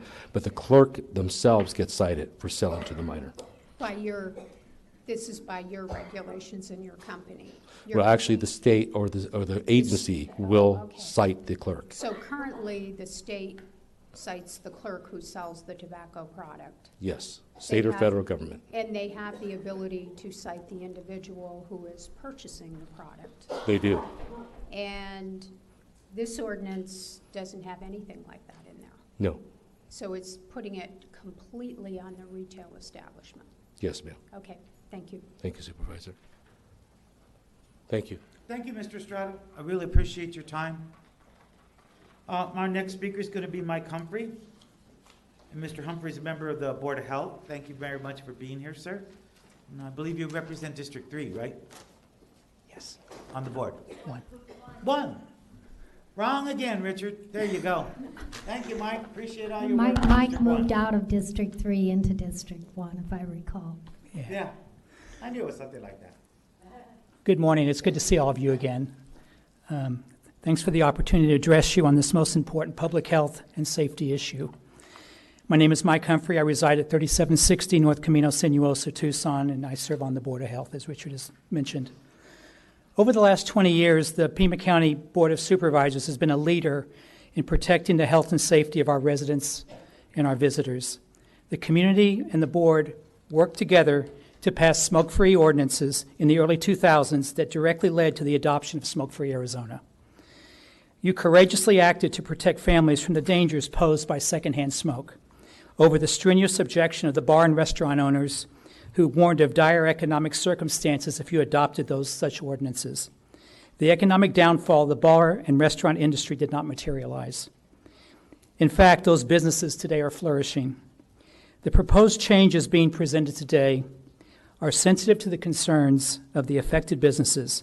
I have no doubt that, like the restaurants and bars, tobacco product retailers will continue to survive and flourish.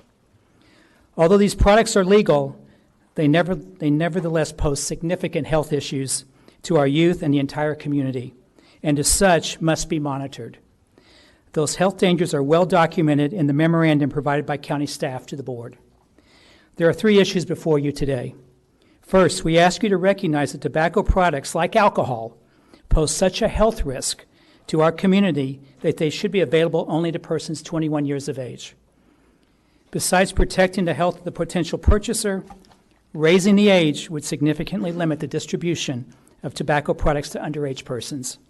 Second, we ask you to create a retail permit system for tobacco product retailers to help defray the cost of monitoring these establishments to ensure that they are operating in a safe and lawful manner. Third, we ask you to recognize that vaping must be legally treated in the same way as tobacco. Vaping poses a growing threat to the health and safety of our community and has basically wiped out the gains made over the last 2 decades in getting youth to refrain from using tobacco products. Historically, the Pima County Board of Supervisors has been a leader in protecting the health and safety of our community. I strongly encourage you to continue that leadership by adopting changes to Chapter 8.04 of the Pima County Code. Your adoption of this ordinance is a direct reflection of your concern for the safety and well-being of our children and our community. Thank you. Thank you very much. Appreciate it. Our next speaker is going to be Dr. Ron Sparks. Dr. Sparks, please come forward. Thank you for being here with us. It's a pleasure to see you. Please give us your name for the record, and you have 3 minutes to address the Board of Supervisors. Dr. Ron Spark. Moved here in 1974. I'm an associate clinical professor at the College of Medicine, Department of Pathology, and full disclosure, I work with Mike Humphrey on the non-smoking ordinances. That's why we have restaurants that are free of smoke, workplaces free of smoke. I came here today to share you my professional experience. I'm a pathologist. I have done thousands of autopsies on people addicted to smoking. What a tragedy. Further, I want to tell you that I have personally processed, diagnosed surgical specimens. I'm a surgical pathologist as well. Lung cancers, tracheas, larynxes, lips, tongues. What a tragedy. Every one of those could have been prevented had we not had epidemic and easily accessible tobacco products, and vaping is the nexus. So what's the takeaway message? Well, for centuries, medicine, physicians, all we did was try to minister to the ravages of disease. We were playing catch up. Who got it? The pediatricians got it. They realized that if you immunize and do preventive medicine, you prevent these tragedies.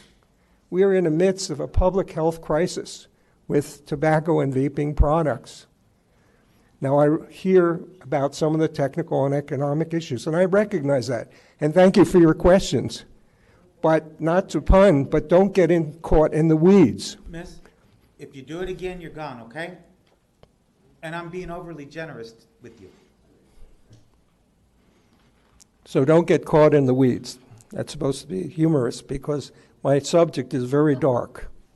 It is very dark. I will continue to be a physician and a pathologist, but I have to tell you, every time I encounter tobacco, vaping, disease, I realize this is an opportunity missed you have an opportunity today to take a step forward to remedy this tragedy. Thank you so much for your service. Please do the right thing. Thank you. Okay, I have a card here with 4 names on it, I think, unless this is all one person's name. Danielle Crane, Michaela Nesbitt, Christina Davila. I think that's 3 names. Come on forward. We'll give you 3 minutes to address the board if you give us your names for the record, okay? Thank you for being here. Really appreciate it. Good morning. Thank you guys for allowing us to speak. My name is Danielle Crane. I'm Christina Davila. And I'm Michaela Nesbitt. So we just graduated from high school this year, and we were a member of an anti-tobacco youth coalition in our high school.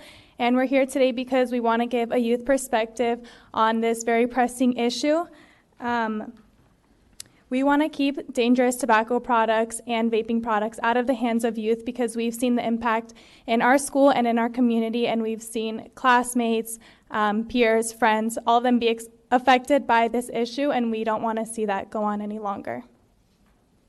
So because of dangerous marketing in the convenience stores and whatnot, we see when you walk up into a store, you see the bright, colorful signs, you see the fruity flavors. It all is very appealing to youth, which is concerning because all my classmates, I have little cousins too that are in 4th grade, and they're concerned about all the flavors and getting addicted because that is a concern that a 4th grader has. And seeing that is concerning because they walk up to a store and they see the bright, fruity flavors, and they're like, ooh, that looks good. And so the penalty really should not be on the youth because it's not their fault they're getting attracted to these bright colors and fruity flavors. It should really be on the convenience stores and the retailers selling it to the youth. So Danielle, Christina, and I have been working on this initiative for about 4 years.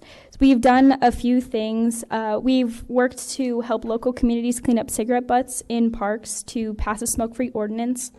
We have conducted continuous peer-to-peer education sessions to teach children in the Vail community the dangers of tobacco, including the fact that 1 Juul pod is equal to the amount of 20 cigarettes, a fact stated by Juul themselves.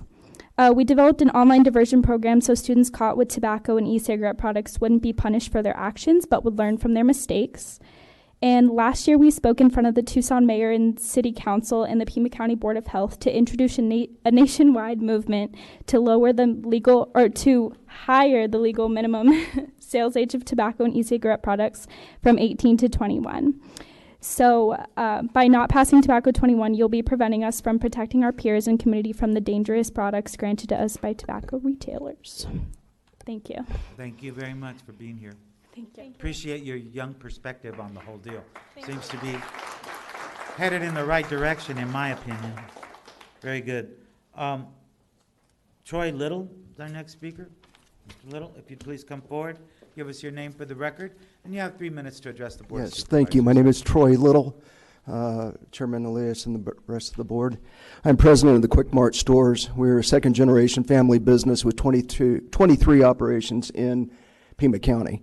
Our company was started by my parents in 1965, and I've been running the chain of stores for the last 30 years. We take our training of age-restricted items very seriously. We do extensive training to all new hires.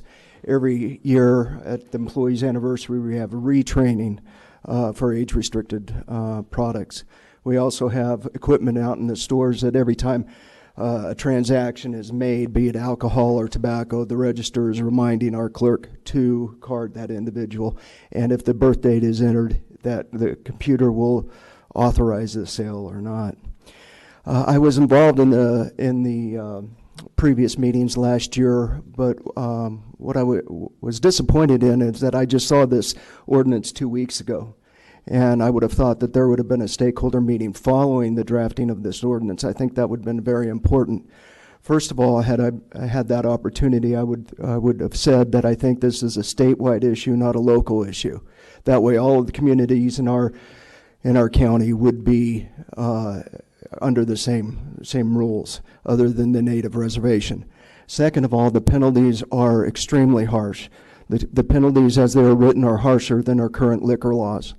The biggest thing is the 3-year look-back period, we have, unfortunately, a very high turnover in our stores. In a 3-year period, we could have dozens of employees working in our locations. That makes it very difficult. We also have a young employment base as well. Like it or not, I guess, tobacco and tobacco-related items represent about 30% of our business. If we were to lose our tobacco license for 30 days, that would be very hard on our business. If we were to lose our tobacco license for 6 months, it would be the result of probably closing a store and the loss of the employment of that store. I think that as the Board of Supervisors, had you lost 30% of your income for a 6-month period, you'd feel the pain as well. So that is one thing. We mentioned the black market. That is very extensive. We have robberies in our stores where it's organized crime. This is very impactful and very dangerous to our employees as well. Thank you for your time. I appreciate it. Any questions for? Yes, sir. Question for you. You know, I really appreciate the fact that you've been involved in business for so long. I remember Quick Marts when they first opened. I guess that dates me a little bit. But, all of us always offered a good service to people, you know. Man, I appreciate the fact that you do extensive training with your employees. I also hear you loud and clear about the penalties maybe being too stiff in this particular ordinance as it's been presented to us here today. But do you think this is a good idea in general? Well, I think we all have our own opinions of what is considered a youth and what is considered an adult. If the population wants it, then that's what probably should happen. I'm not necessarily opposed to raising the age from 18 to 21. So you don't have a problem with it, really? Well, personally, I have an issue with it, but professionally, you think it should remain at 18? Well, I just think that there's a group of our population that are allowed to vote, allowed to go to war, and a lot of other things that we ask them to do that should have that right. That's my personal opinion. Well, we could make an exemption for that. Yeah, okay. So I'm just talking about the concept. The concept, again, we would like a level playing field so that we don't. I have stores in unincorporated Pima County, Tucson, Marana. It'd be nice that if there is an ordinance that it would apply to all of my locations. It would be nice if it would apply to the whole state. And I know that the Arizona Petroleum Marketers and Arizona Food Marketing Alliance, which I'm on the board of both organizations, have been working diligently at the state level to get this passed, because we feel that the most important thing is to have instead of a patchwork of different ordinances, one that is comprehensive to the entire state, So like our current liquor laws. This was a national law that was being passed, like is working its way through Congress right Yes. now. Would you be okay with that? That would be the best thing ever, because at that point, You would favor that? I would very much favor that, and because that would also encompass the native reservations as well, so that all retailers of tobacco items would be working under the same rules. Certainly understand that. Thank you very much, sir. Thank you very much for your time. Mr. Chairman. Real quickly, Mr. Little. Yes. You talked about We'll get you in a second. employees and turnover and things of that nature. Yes. What do clerks have to experience at times when someone comes in and are asked to be carded or their age identified? What are some of the negative issues that they have to deal with on a daily, hourly basis that we really haven't discussed on this issue? Well, anytime that anybody is asked for ID, there's a confrontation of some sort. I never fight it. Well, yeah. 98% of the population understands the rules, abides by the rules, has no problem with it. But there is a small portion of our population that are offended by that and sometimes become violent with that. As far as our employees, due to the organized theft of tobacco items as well, that's always a constant worry for our people. Did I answer your question? Okay. Supervisor Miller? Mr. Chairman, The question I have is, and I heard this a couple of times, that the state would be enforcing different rules if their inspectors were down here, because they have a penalty on the books on state statute for the individual who's being deceptive about their age, and I can't remember if the clerk, or if that was just an individual rule, but I believe the clerk also would get, under state statute, would get a penalty. That is correct, and I thank you, because I meant to mention that in my 3 minutes. But as this tobacco ordinance is written, the two people involved in the transaction, be it the clerk and the person trying to buy the tobacco, neither one would be penalized for that transaction. The only penalty would be going to the business owner. Okay, that gives me an opportunity to ask Dr. Garcia a question. What if a state inspector is down here and starts enforcing different laws than Pima County ordinance? Because they will be different laws. You were. Was the state, I guess it's the Attorney General's office, I'm not sure who does the tobacco inspections down here, were they included in these meetings? Were they consulted on this? Because what I'm seeing is there's going to be two sets of rules, and if you have a state inspector, and my understanding is the state and feds do enforcement, so if they're doing the enforcement, these people are held to a different set of rules than if it's one of your people doing the enforcement. How do we get around, how do we fix that?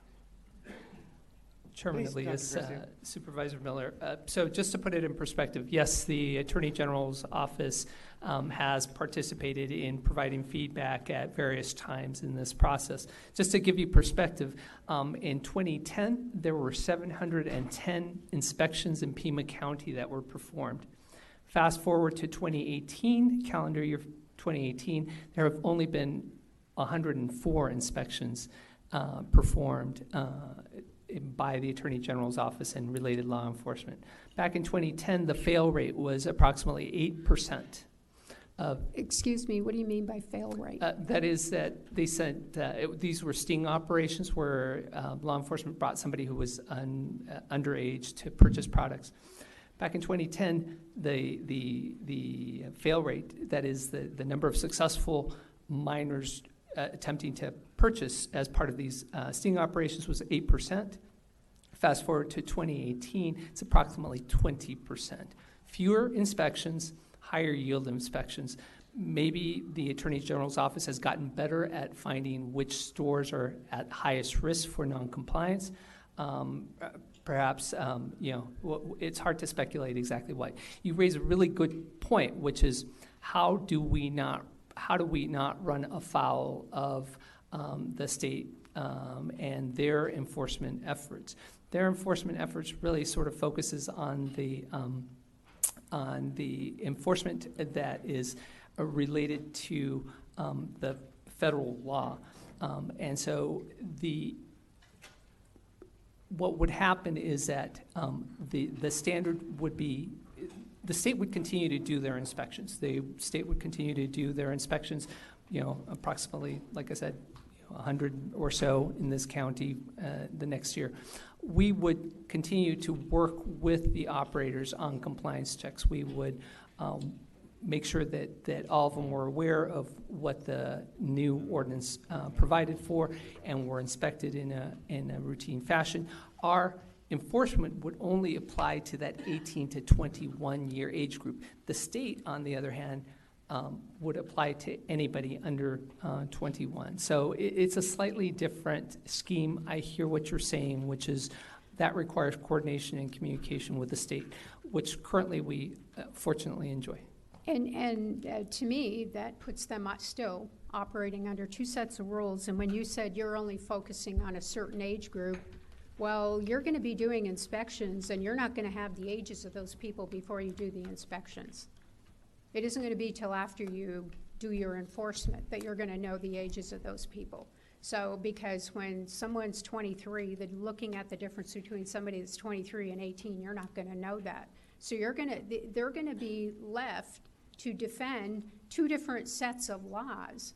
And that's where, totally against smoking and all of these products, but that's where I see a huge flaw in this ordinance, because you're leaving these poor people that are trying to comply with the laws. Well, you got to learn this set of rules in case it's a state inspector, and as he said, they have huge turnover and a lot of young people working there, and then you're going to be penalizing them, and within a 3-year period seems like a huge window. I mean, And I also don't like the fact that the individual who's going in there to purchase the pack of cigarettes, being deceptive, is given a free pass. Because guess what they're going to do? They're going to go right back in again and do the same thing. And then I think somebody brought up a really good point. Unless this is done at the federal level, you're going to have a 20-year-old or an 18, 19-year-old go down and buy the cigarettes from the Indian reservation and sell them to all of their friends if they want to get these products. And to me, that is a hole that just creates an even bigger problem, because then it's all done on the black market. There's all this illegal activity going on. It makes it even more dangerous for the youth. So this 2 sets of rules is a real problem, I think. Thank you, Mr. Little. Thank you very much for your time. Well, you know, Supervisor Miller, I can understand that 2 sets of rules are problematic for people. I agree with you, and it would be best to get them on a level playing field, but I really hesitate to accept an argument that says that because somebody comes in and tries to do something bad, that they're going to try again and do it someplace else. If we had accepted that same argument, then we wouldn't have any restrictions on drinking and drinking ages, and so that's not right really either. Anyways, just my opinion. Same as yours. Our next speaker is going to be Michael Guyman. Mr. Guyman, if you please come up here, and you have 3 minutes to address the Board of Supervisors, and please give us your name for the record, sir. Thank you, Chairman Elias, members of the Board of Supervisors. My name is Michael Guyman, Vice President of the Tucson Metro Chamber, and we are getting to the Mo Udall portion of the proceedings where everything has been said, but not everyone has said it. You ought to be here sometimes. Yes, I understand, sir. I do, however, I like the pastor's comment about bestowing supernatural wisdom. I caught that too. I thought that was very effective. I thought that was, may he bestow supernatural wisdom on us all. I'm hoping it comes through right now. No, thank you. No pressure, Chairman Elias. I just want to start off by saying that the Tucson Metro Chamber supports raising the age from 18 to 21. We have a number of hospitals, healthcare professionals that are a part of our organization. We actually have a healthcare roundtable that meets monthly that talks about a variety of issues, mostly about workforce-related issues, but we do talk about other things related to the health and wellness of our community. We did participate in the stakeholders process. Like Carlos mentioned, we felt it was open and diverse, but that was in February and March. There was a gap. As was mentioned, 3 weeks ago, 2.5 weeks ago, 3 weeks ago, we received the ordinance.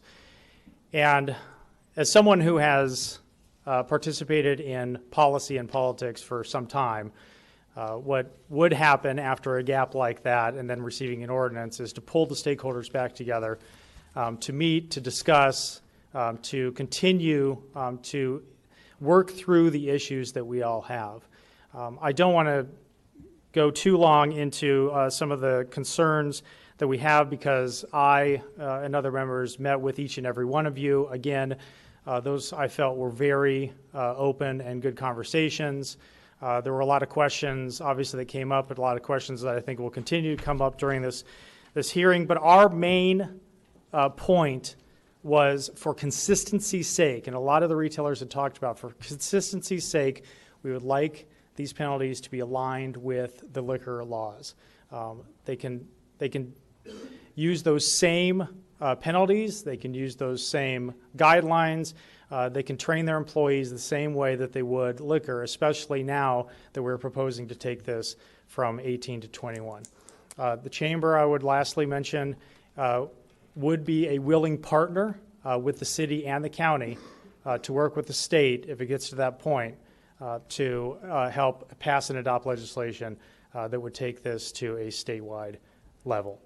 and have the state laws be governing all of the retailers within the state. So thank you very much for your time, and my time is up. Thank you. I usually think that you guys are in favor of local control, but I guess this is an exception. I would note here in your letter, though, that Yes. and if I could read this sentence to you, because I think it really captures a lot of the spirit of this hearing that we're having today, and I keep repeating it because I think it's critical. We do not protest the concept. The implementation should mirror existing regulations in place, specifically liquor laws. So, once more, you agree with the notion of changing the age for people being able to purchase. Yes, I believe I started tobacco. with that comment, correct. I just wanted to reiterate that for everybody because I think that's really the critical thing here. We can get to this. We can make this all work by working together on something where our goals are really matched and not just fall by the wayside in the details of it, but we can work those out so those details work for people. Thank you, Michael. Our next speaker is going to be Alan Marion. Yeah. How you doing, Mr. Marion? Thank you for being patient with us today. You have 3 minutes to address the board, and could you please give us your name for the record? Sure.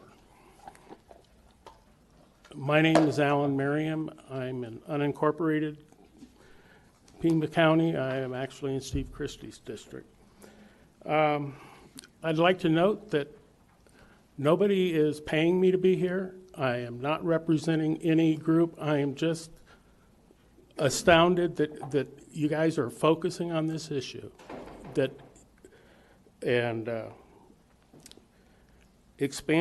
We all know that this is requiring licensing of retailers for tobacco use, which is new, which means one new piece of paper.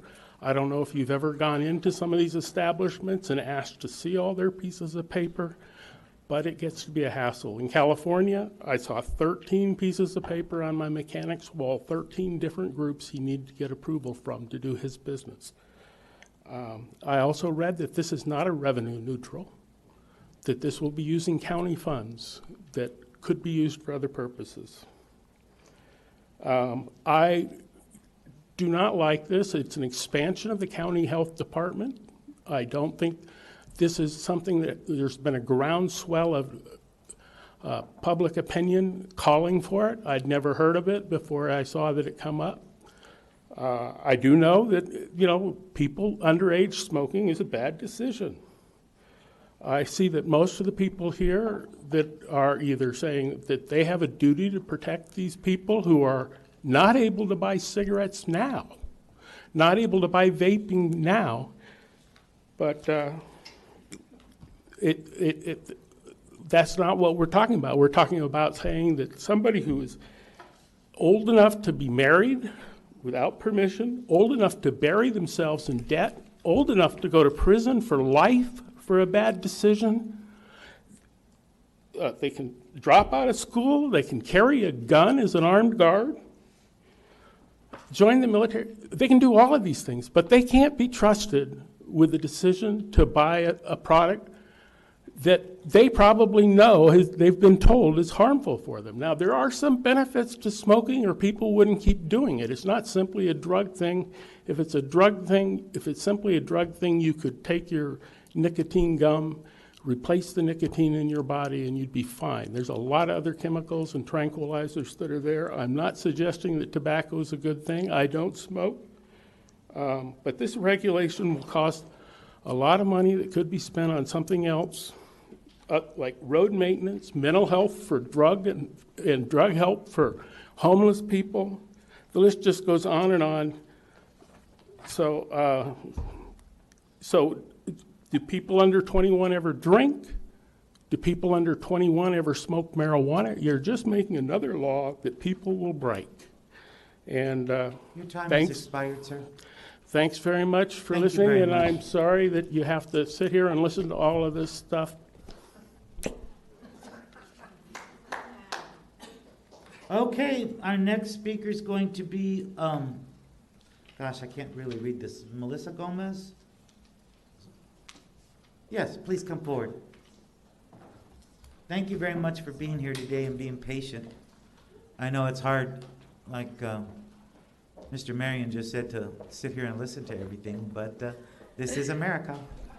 So thank you for being here. You have 3 minutes to address the Board of Supervisors after giving us your name for the record. Thank you. Thank you, Board. Thank you, Chairman. My name is Melissa Gomez, and I reside in Sharon Bronson's district. And I just wanted just to echo everybody else's support for the new law. I worked in tobacco prevention for the last 8 years, and I've seen the wonderful work that the youth have done in the community and other counties in Arizona. And so I just, again, just to reiterate, just wanted to provide my support. Thank you. Thank you very much. Appreciate it. Our next speaker is going to be Joanne Strother. Ms. Strother, thank you for being here today.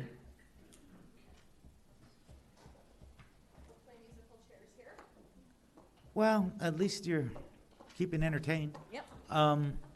Give us your name for the record, please, and thank you again for being here. Yes. My name is Joanna Strother. I am the Director of Advocacy for the American Lung Association. And on behalf of the American Lung Association, I first wanted to thank you for your continued efforts to advance important public health policy regarding tobacco control. As you know, tobacco remains this nation's #1 preventable cause of premature death and disease, and virtually all tobacco users will start before the age of 21. We strongly support raising the minimum legal sales age of tobacco products, including e-cigarettes, to 21, in concert with also adopting a strong retailer license.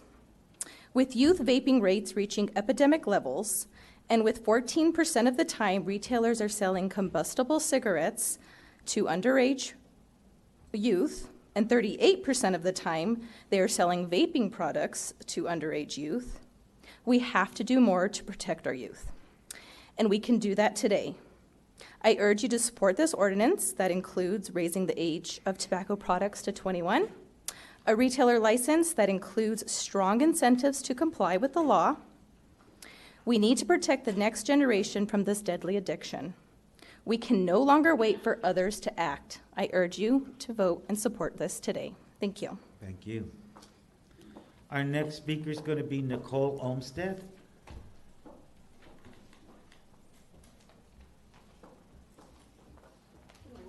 Good morning. Thank you for being here, Nicole. Thank And you. if you could please give us your name for the record, you'll have 3 minutes to address the Board of Supervisors. Sure. My name is Nicole Olmstead. Good morning, Supervisors, Chairman. My name is Nicole Olmstead. I'm the Government Relations Regional Lead for the American Heart Association, and I work with your Southern Arizona Division, which is actually in District 3. I want to just address some of the things that have been brought up through the course of the hearing today. So with regards to the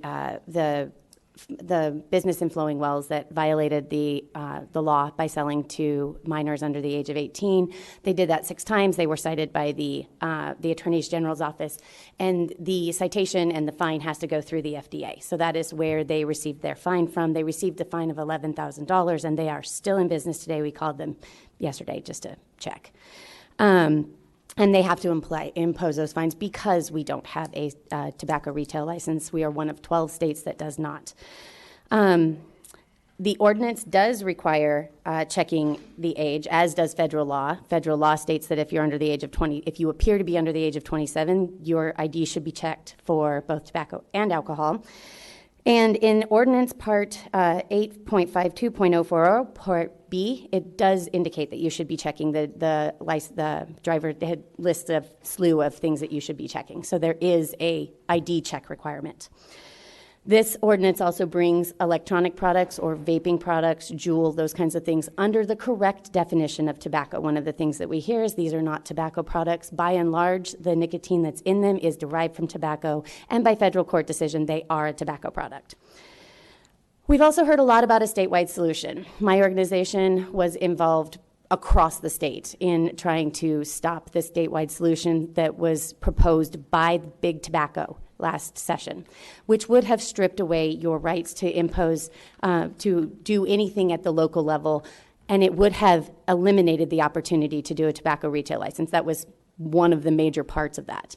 In terms of the penalties on employees, that is in statewide statute. It's in Arizona Revised Statute 133622.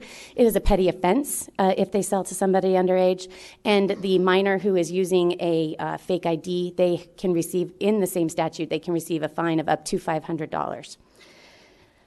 With regards to the military exemption discussion that we've had, every base that has had a Tobacco 21 ordinance put in place have voluntarily complied with that ordinance, even though they don't have to because they're governed by federal law.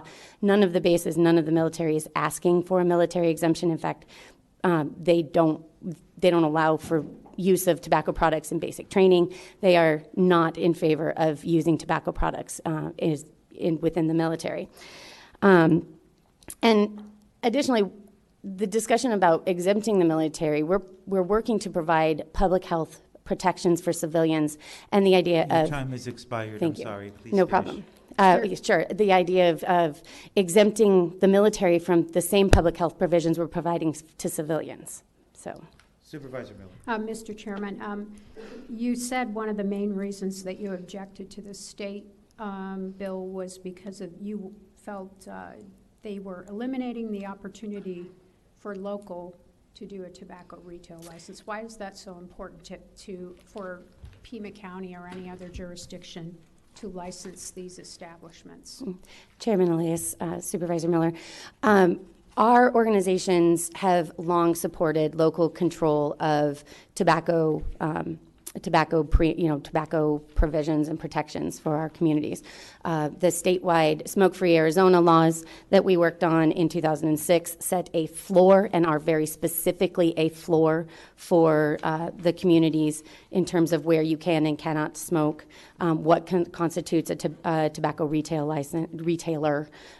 It's considered to be the baseline. It's not intended to be the ceiling of what communities can do. And the reason that one of the major reasons that we opposed Senate Bill 1147 was because of the preemption that was in there. Our organizations fully support raising the tobacco sale age across the country from 18 to 21. And we proposed our own solution to that.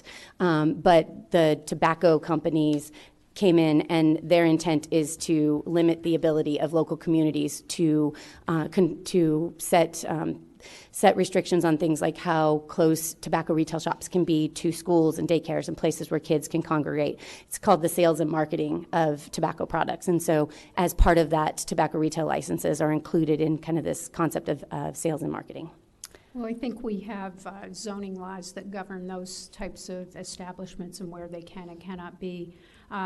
So it's the local control. So how do you feel about the fact that drive down to the reservation and you can buy the cigarettes, or as someone described earlier, the black market for these tobacco products because they're knocking over these stores? I mean, this is shocking. 5 times a night or 5 times a day, and they're being sold on the black market. So if we don't have state or federal laws, how do you reconcile that if it's not across the board for everybody? Supervisor Miller, Chairman Elias, so one of the things, as there's been almost 500 communities that have implemented this at the local level, and we don't have any evidence that you're pushing folks to go out to, like the reservations or existing other communities, bordering communities, to purchase their tobacco products. In fact, during one of the hearings, during one of the press conferences that we had around the health community and solution around this particular issue, one of the youth that were involved in that was specifically asked if they would go, past how far they would go to travel to get their tobacco products, and his response was, they don't travel past like a quarter of a mile to go get a soda at a convenience store. So going extended distances to get their tobacco products is not something that they're motivated to do. So, do you have any study or evidence that these kids have not gone to other jurisdictions, or is that just based on anecdotal, as you just described? You are out of order, please. Chairman Elias, Supervisor Miller, yes, we do. There's a Yale study that we can provide you, and I'll make sure that you get that. Thank you. And, a youth being asked if they'll drive and maybe they won't, but you could have someone that went out there and bought all the cigarettes and brings them up to a certain area and sells them to all the students. We all know how that works. And same thing with the, the cigarettes being stolen out of the stores. And what I'm hearing is it's all about the retailer, imposing new restrictions on the retailer, getting more money out of the retailer. And quite frankly, in this ordinance, and this is a question for Dr. Garcia, if I may, Supervisor Elias. I'm sorry. This is a question for Dr. Garcia, if I may. Oh, sure.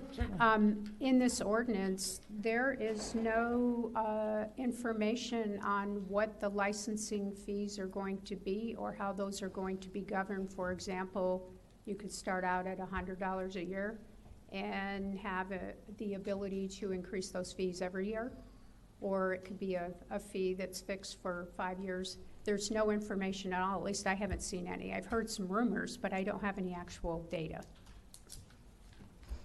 Chairman Elias, Supervisor Miller, because of the way that the fee part, health fees are enshrined in our ordinances, if the Board of Supervisors were to take this action today, we would bring this as a separate ordinance amendment, specifically addressing that. Included in the materials that were provided, we have estimated what the cost of implementing this permit system within Pima County would be, based on an assumption of approximately 500 or so operators in the city of Tucson, plus another 100 or so operators in Pima County. Our estimate is that the cost of the permit would be about $300. But yes, that would be a separate board action that would be at a subsequent meeting, and only would be required if you were to take positive action on this today. Okay. Or at some time. It seems to me they should both be considered at the same time, because if you had a $5,000 fee that you come in and propose later, we pass this, that just is a point that I'd like to make. And I guess that's it for now. Thank you. All right. Thank you very much. Really appreciate you coming here and offering such a really positive testimony. Thank you. Have a nice day. Our next speaker and our last speaker is going to be Kay Wolfer. There you go. Hooked on phonics. There you go. Thank you for being so patient today. Really appreciate it. And you have 3 minutes to address the Board of Supervisors after giving us your name for the Yes, I am Kay Wolfer-Stutter, and I'm in Supervisor Christie's jurisdiction. Thank you for hearing us all today. It's been a long morning. But I want to take a moment and take a step back. This is a human issue. It's about kids. Mm-hmm. I think we've kind of lost sight of that a little bit. Yep. I really agree. Nicotine is nicotine is nicotine. I don't care if it's in tobacco. It's obviously derived from tobacco, but vaping is being commercialized and targeted with our youth. Our federal government has recognized that with the FDA. This is a no-brainer, folks. It's about our kids. I'm from Wisconsin. You can probably hear it in my nasal cavity. I moved here 7 years ago, and I just have been reading a little bit more about what's going on there. 9 kids, 9, were hospitalized at Children's Hospital because of their overuse of vaping products. I read up again and just followed through with that, and it was actually a lung disease issue. That's with kids. And then it happened a couple days later from another Midwestern town. I'm not recalling which one it is. But I'm going to tell you what really, I've been a volunteer with the American Cancer Society Cancer Action Network for a long time. I'm here as a resident. I work in the nonprofit sector. I have all my career. And I can tell you that most of the people I work with have substance abuse issues, and they're fighting them. But most of them tell me that have been addicted to heroin, that it's been hard to kick that, believe me, but it's been harder to kick quitting cigarettes. And that's coming from the people that I work with. Now, talking about, nonprofit has a lot of turnover too. And I guess anytime that I have been in a management position where I've had to backfill positions, it is all about training, and I have to reset about how I'm going to do business every day. I don't get to just say, well, I have a lot of turnover, I'm not going to serve these people anymore, or it's not my fault. We have to get back to what is really important here. I'm going to go back to the kids. If they don't get started, they don't have to quit. And you all know about our healthcare situation. It also impacts us economically if or when they're diagnosed with any kind of heart disease or health issue or cancer. I do this and here's a personal story. I do this for my mom, who said, she regrets one thing. She started at 19. She immigrated from Germany to this country. But she said if she would not have started, she would be a very healthy person. And that's a true story. That's a personal thing. How many of you have had a person affected with cancer? And remember that this is a possibility. I'm sorry. That's You're all. out of time. I'm good. Thank you. That was Thank you very outstanding. much. I really appreciate it. Frankly, I think it's been an outstanding public hearing so far, and I'm really impressed with all the speakers and all the comments that were made. It's very, very impressive. We're going to take a break, though. We'll be back in about 15 minutes, and we'll finish off this item.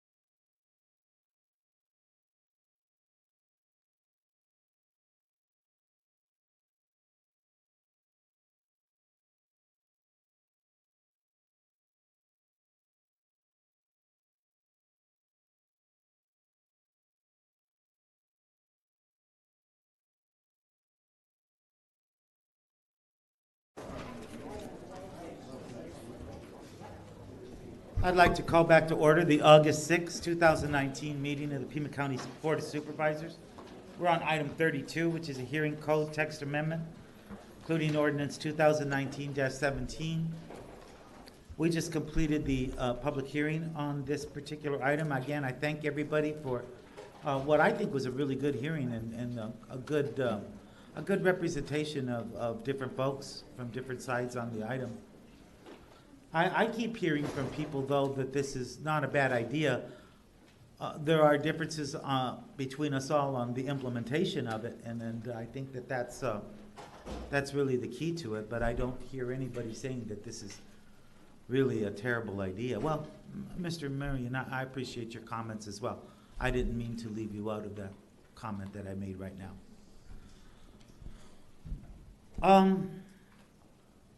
Mr. Chairman? With that out there, though, if I could just finish my comments or start them, I would say that perhaps we ought to consider continuing this item so that we could straighten some of these items out, because I think it's worthwhile. I think the community understands the need for all of this, but at this particular junction, I don't see a consensus or a way to reach that during our discussion. So I would make a motion to continue this to the first meeting in September. I'll second that motion, Mr. Chairman, and I ask for a friendly amendment that this gets sent back and that a stakeholder meeting actually take place for further discussion on the items that were brought up here to see if there's a way that we can address those issues and make sure that there's representatives both from the city and the county there.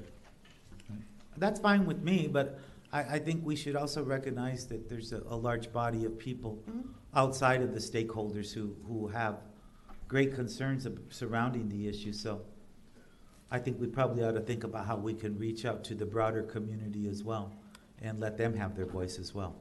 Mr. Chairman, and to So that a second to my motion? Okay, motion and a second. Supervisor Christie, we're in discussion. just to Supervisor Valadez's friendly amendment, to make sure, and he talked about the stakeholders and those involved, but to make sure that the retail owners and representatives of the retail associations are intimately involved in this second go-around. I think what we've heard today is the rather surprised viewpoint of the retailers and those that are going to be fined and bearing the burden of this responsibility of responsibility for punitive damages and things of that nature, that they be absolutely included and made sure that they are fully aware and cognizant and participants in this process. That's, to me, the main thing that needs to be addressed.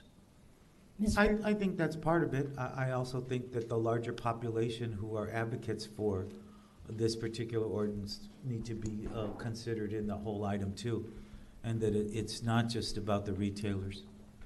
Well, to that point, that's fine. I'm just looking at the letters that were presented by the Chamber, by the Arizona Petroleum Marketers Association, by the Arizona Food and Marketing Alliance. Each one of them have issued statements expressing disappointment that they were not more involved at the final ordinance, that they had just seen this ordinance presented today about 2 weeks ago. And they're the ones that are going to be bearing the responsibility of carrying out any ordinances and the ones that are going to be suffering from any kind of imposition of fines or regulatory issues. So I just want to go on record to make sure that they are part of this reevaluation, this remanding back to the health department and all the quote-unquote stakeholders, but primarily to make sure that they are fully cognizant and participants in the process when we have it back before this board. I know, and I understand that, and I agree with you. I just think that it's also important that we have elected officials that have come here and spent their time in favor of this co-text amendment, as well as the Lung Association and the Heart Association. These are people who have the interest of people who will suffer tremendously from the addiction to tobacco throughout their lives, and especially our youth who came out today and made those comments too. I think that they need to be an important part of of that stakeholder conversation as well. Being that I'm the one who ultimately understands this addiction, maybe better than anyone else. And on this board, with the exception of Supervisor Miller, who said that she quit, I won't even mention how many years ago because it's just like tacky. And I certainly wish that I had been able to be successful, and I'm going to keep trying to be successful to rid myself of this horrible thing. Mr. Chairman, just one further question to your motion. Do you think that the time frame you've established this is adequate for them to be able to remand this and revisit this and bring it back before the board, or should they have a kind of maybe more open end type of a deadline? Absolutely not. I would be more in favor of maybe moving it to the second meeting in September if that gives us a little more time, just to show that I'm willing to be thoughtful about the whole item. But frankly, I think this is something that we can take care of. These are concerns about the fines and stuff, and I think we can work these things out relatively easy. I don't hear people screaming that this is such an awful idea to try and prevent young people from starting smoking earlier in life. I just don't hear that from people. So I think this is something that could be worked out relatively easily. Well, I would think so as well. I just don't want to have folks come up on anybody's side, any stakeholder, anybody with an interest in this, and say we were rushed. So I'm just trying to ensure that everybody has adequate time to voice their concerns, to be participants, to make sure their voice is heard. Okay. And you mentioned that would you be willing to maybe extend that to the second meeting in September? Yeah, I'm willing to change my motion to be at the second meeting in September as long as the seconder to my motion goes along. Supervisor Valadez. Thank you. Mr. Chairman. Supervisor Miller. Sorry. Oh, I'm sorry. I didn't. I thought it No, was. go ahead. Okay, Supervisor Bronson, please. I think there's someone really missing from this conversation, and that's law enforcement. Right. At this point, the state was enforcing it when it was 18, and that was the AG's office.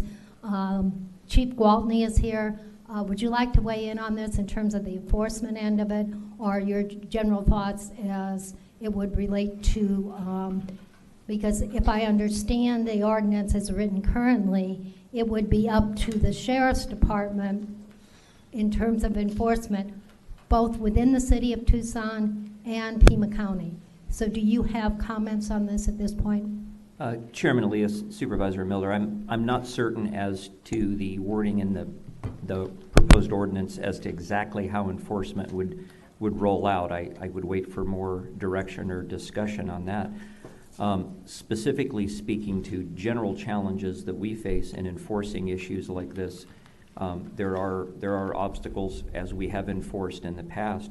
Statistically, in the last 5 years, we have had 0 cases of enforcing the existing statute, Arizona Revised Statute 3622, which relates to furnishing out tobacco to minors. And in the last same 5-year period, from January 1 to 2015 to present, we have only issued 16 citations for minors, those under 18, in possession of tobacco products. So it's a circumstance that we rarely come across, and from a manpower and staffing perspective, it is a difficult element for us to enforce as the statute exists that does fall on a law enforcement setting.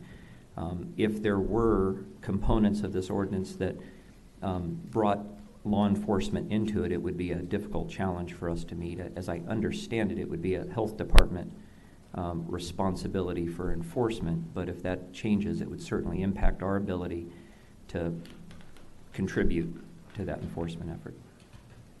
Thank you. And Chief? then to the point of enforcement, you're going to inspect unannounced, much like you do restaurant inspections. I mean, I don't get the enforcement piece of this at all, the effectiveness of the enforcement piece. So if you could sort of enlighten me. Well, Chairman. no, Dr. Garcia. Oh, okay. Yeah. Dr. Unless you Garcia, want to, start doing the health inspections. Thank you.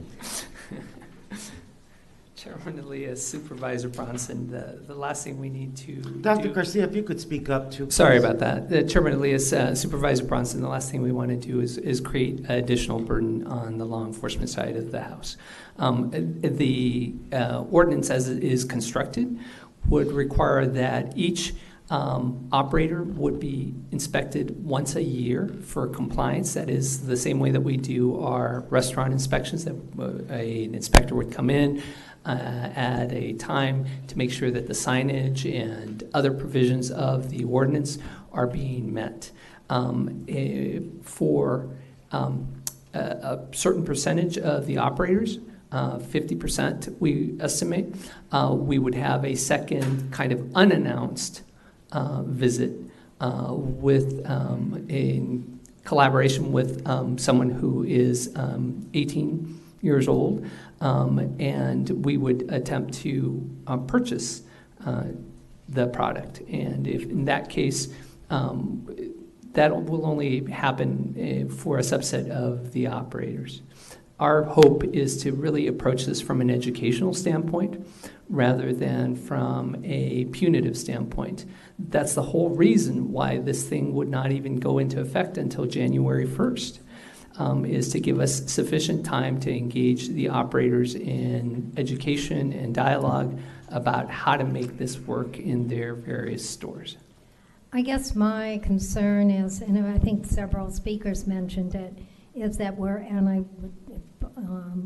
Chief Gwaltney wants to weigh in, we're penalizing the store owner, which in most instances these are large franchises, but we're not penalizing the person who is violating the law, either from the perspective of the seller or the buyer.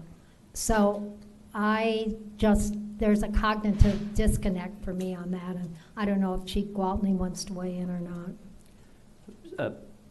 Chairman Elias, Supervisor Bronson, making the comparison to our typical alcohol enforcement strategies that we have conducted over the years, we have conducted similar operations as to what Dr. Garcia mentions, referred to as our CUBS project, Covert Undercover Buyers, where we have also used people looking underage to purchase alcohol from retail sales.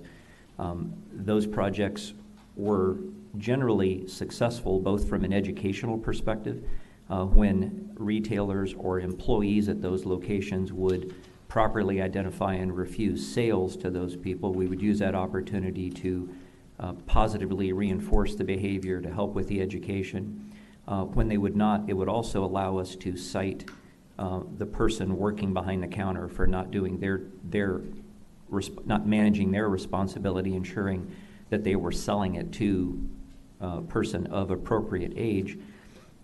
If we would, in those operations, had to have had a similar level of probable cause to seek out who the licensee or the owner was, rather than the employee who was violating the law by selling to a minor, would have made those operations very difficult to come to any real conclusion.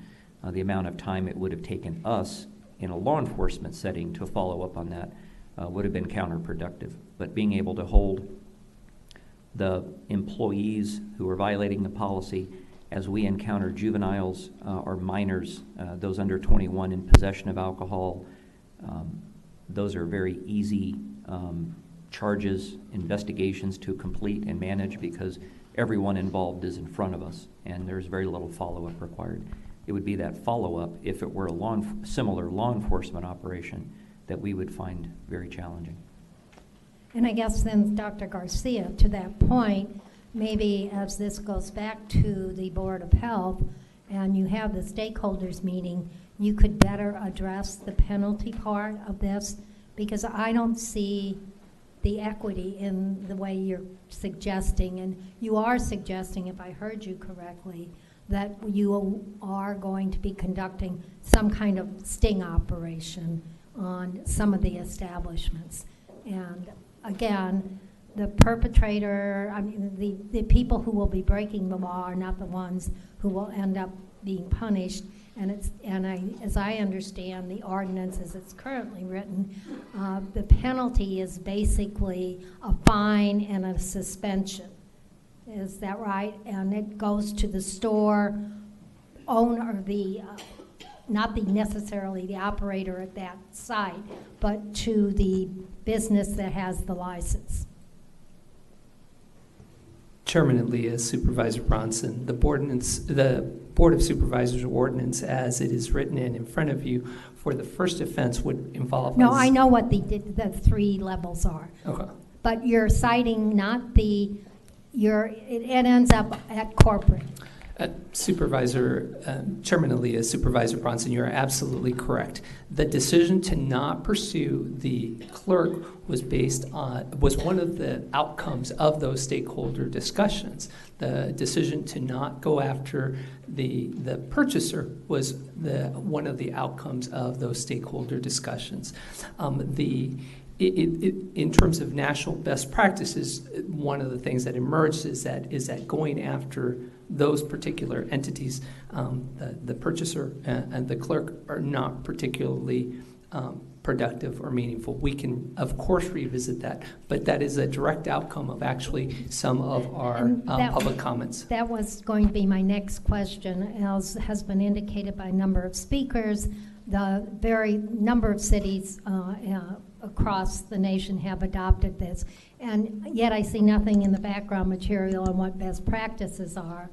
And I don't understand, to me, the way this is being promulgated now, I'm not sure it's going to have a substantial impact.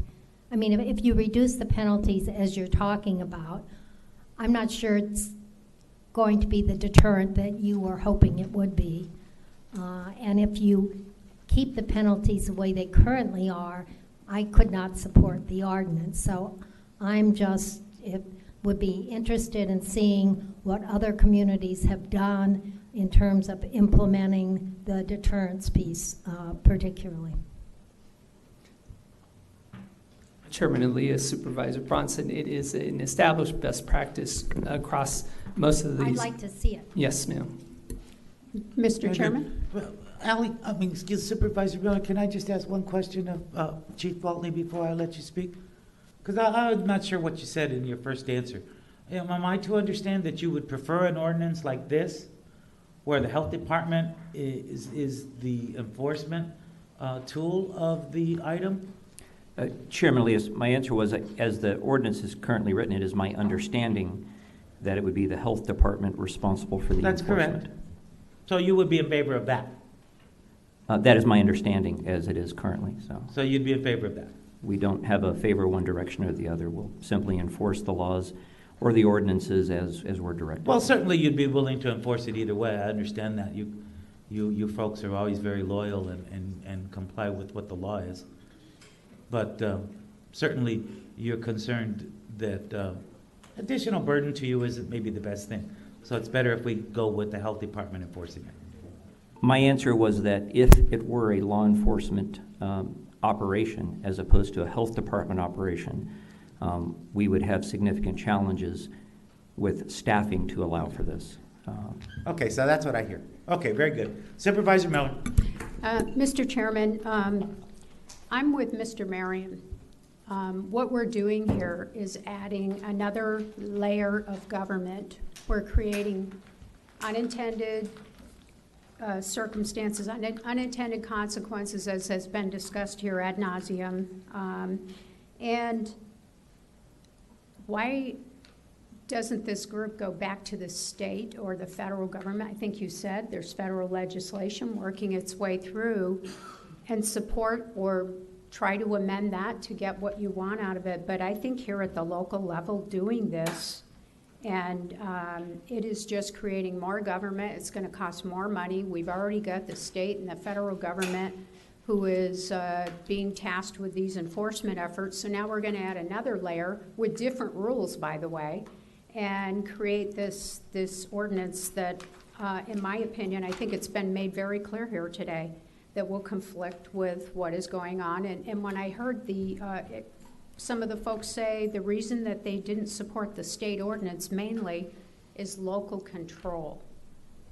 And it gets back to that, right? A way to tax the people more, a way to put more onerous government on our businesses here in the community, and we all know how that's working out for us. So as a person who just despises cigarettes, and the other concern I have here is the exemption for the vaping establishments. And the language that I read in the memorandum, age-appropriate customers should have the ability to sample products in such establishments at owner discretion. How wide open is that? And that appears to be the biggest concern that I heard here this morning is the vaping. So has any effort been made to try to get federal or state legislation to change that? And again, it gets back to if Pima County and the city of Tucson pass this, you're creating more government. Who's going to pay for it? Taxpayers, again, are going to be stuck paying for it. And I don't mind paying because I don't like cigarette smoking, but you're creating a situation that is going to cost more money, and I don't think be very effective because they're going to go to Marana, or they're going to go to Sarita, or they're going to go to the Indian Reservation. They're going to get those cigarettes one way or the other. And there's nothing really addressing the vaping. You know, there's kind of, you know, we kind of want to give them an exemption, and I'm not quite sure what's driving that. And then I'm told the state has no regulations on vaping. Are you kidding me? That's where I'd be concentrating my efforts after what I heard here this morning, is I'd be focusing on the root cause of the problem. And everybody's saying that's getting kids addicted, these vaping, and then they're coming and they're wanting to smoke. They get addicted to the nicotine, and then they want to buy cigarettes to smoke. You know, I think this is just another expansion of government, and I won't even enforce the continuation, or I won't even support the continuation. Thank you. Thank you. And I'm kind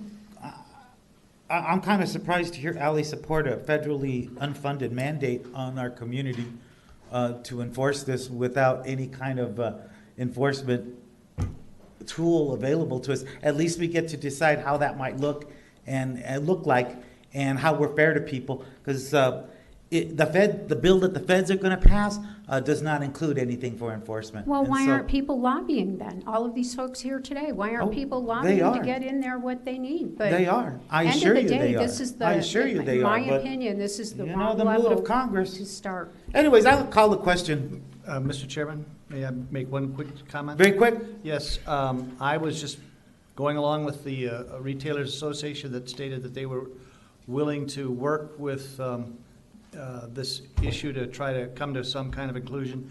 I didn't like it from the beginning.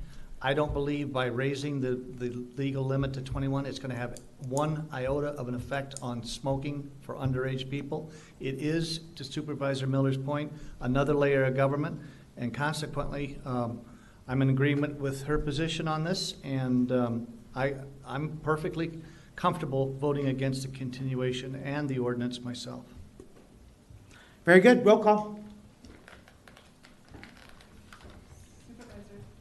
Supervisor Brunson? Aye. Supervisor Christie? No. Supervisor Miller? No. Supervisor Valadez? Aye. Chairman Elias? Aye.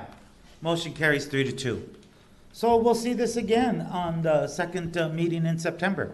Thank you, everyone, for coming today, and I'd urge you to come back and let your voice be heard, and bring some friends with you, because we want to hear from a lot of folks, I think. Very good. We have a number of executive session items on our agenda. I'd entertain a motion to move into executive session. Motion and a second. Discussion, objections, hearing none, motion carries. We'll be back in a few minutes, folks.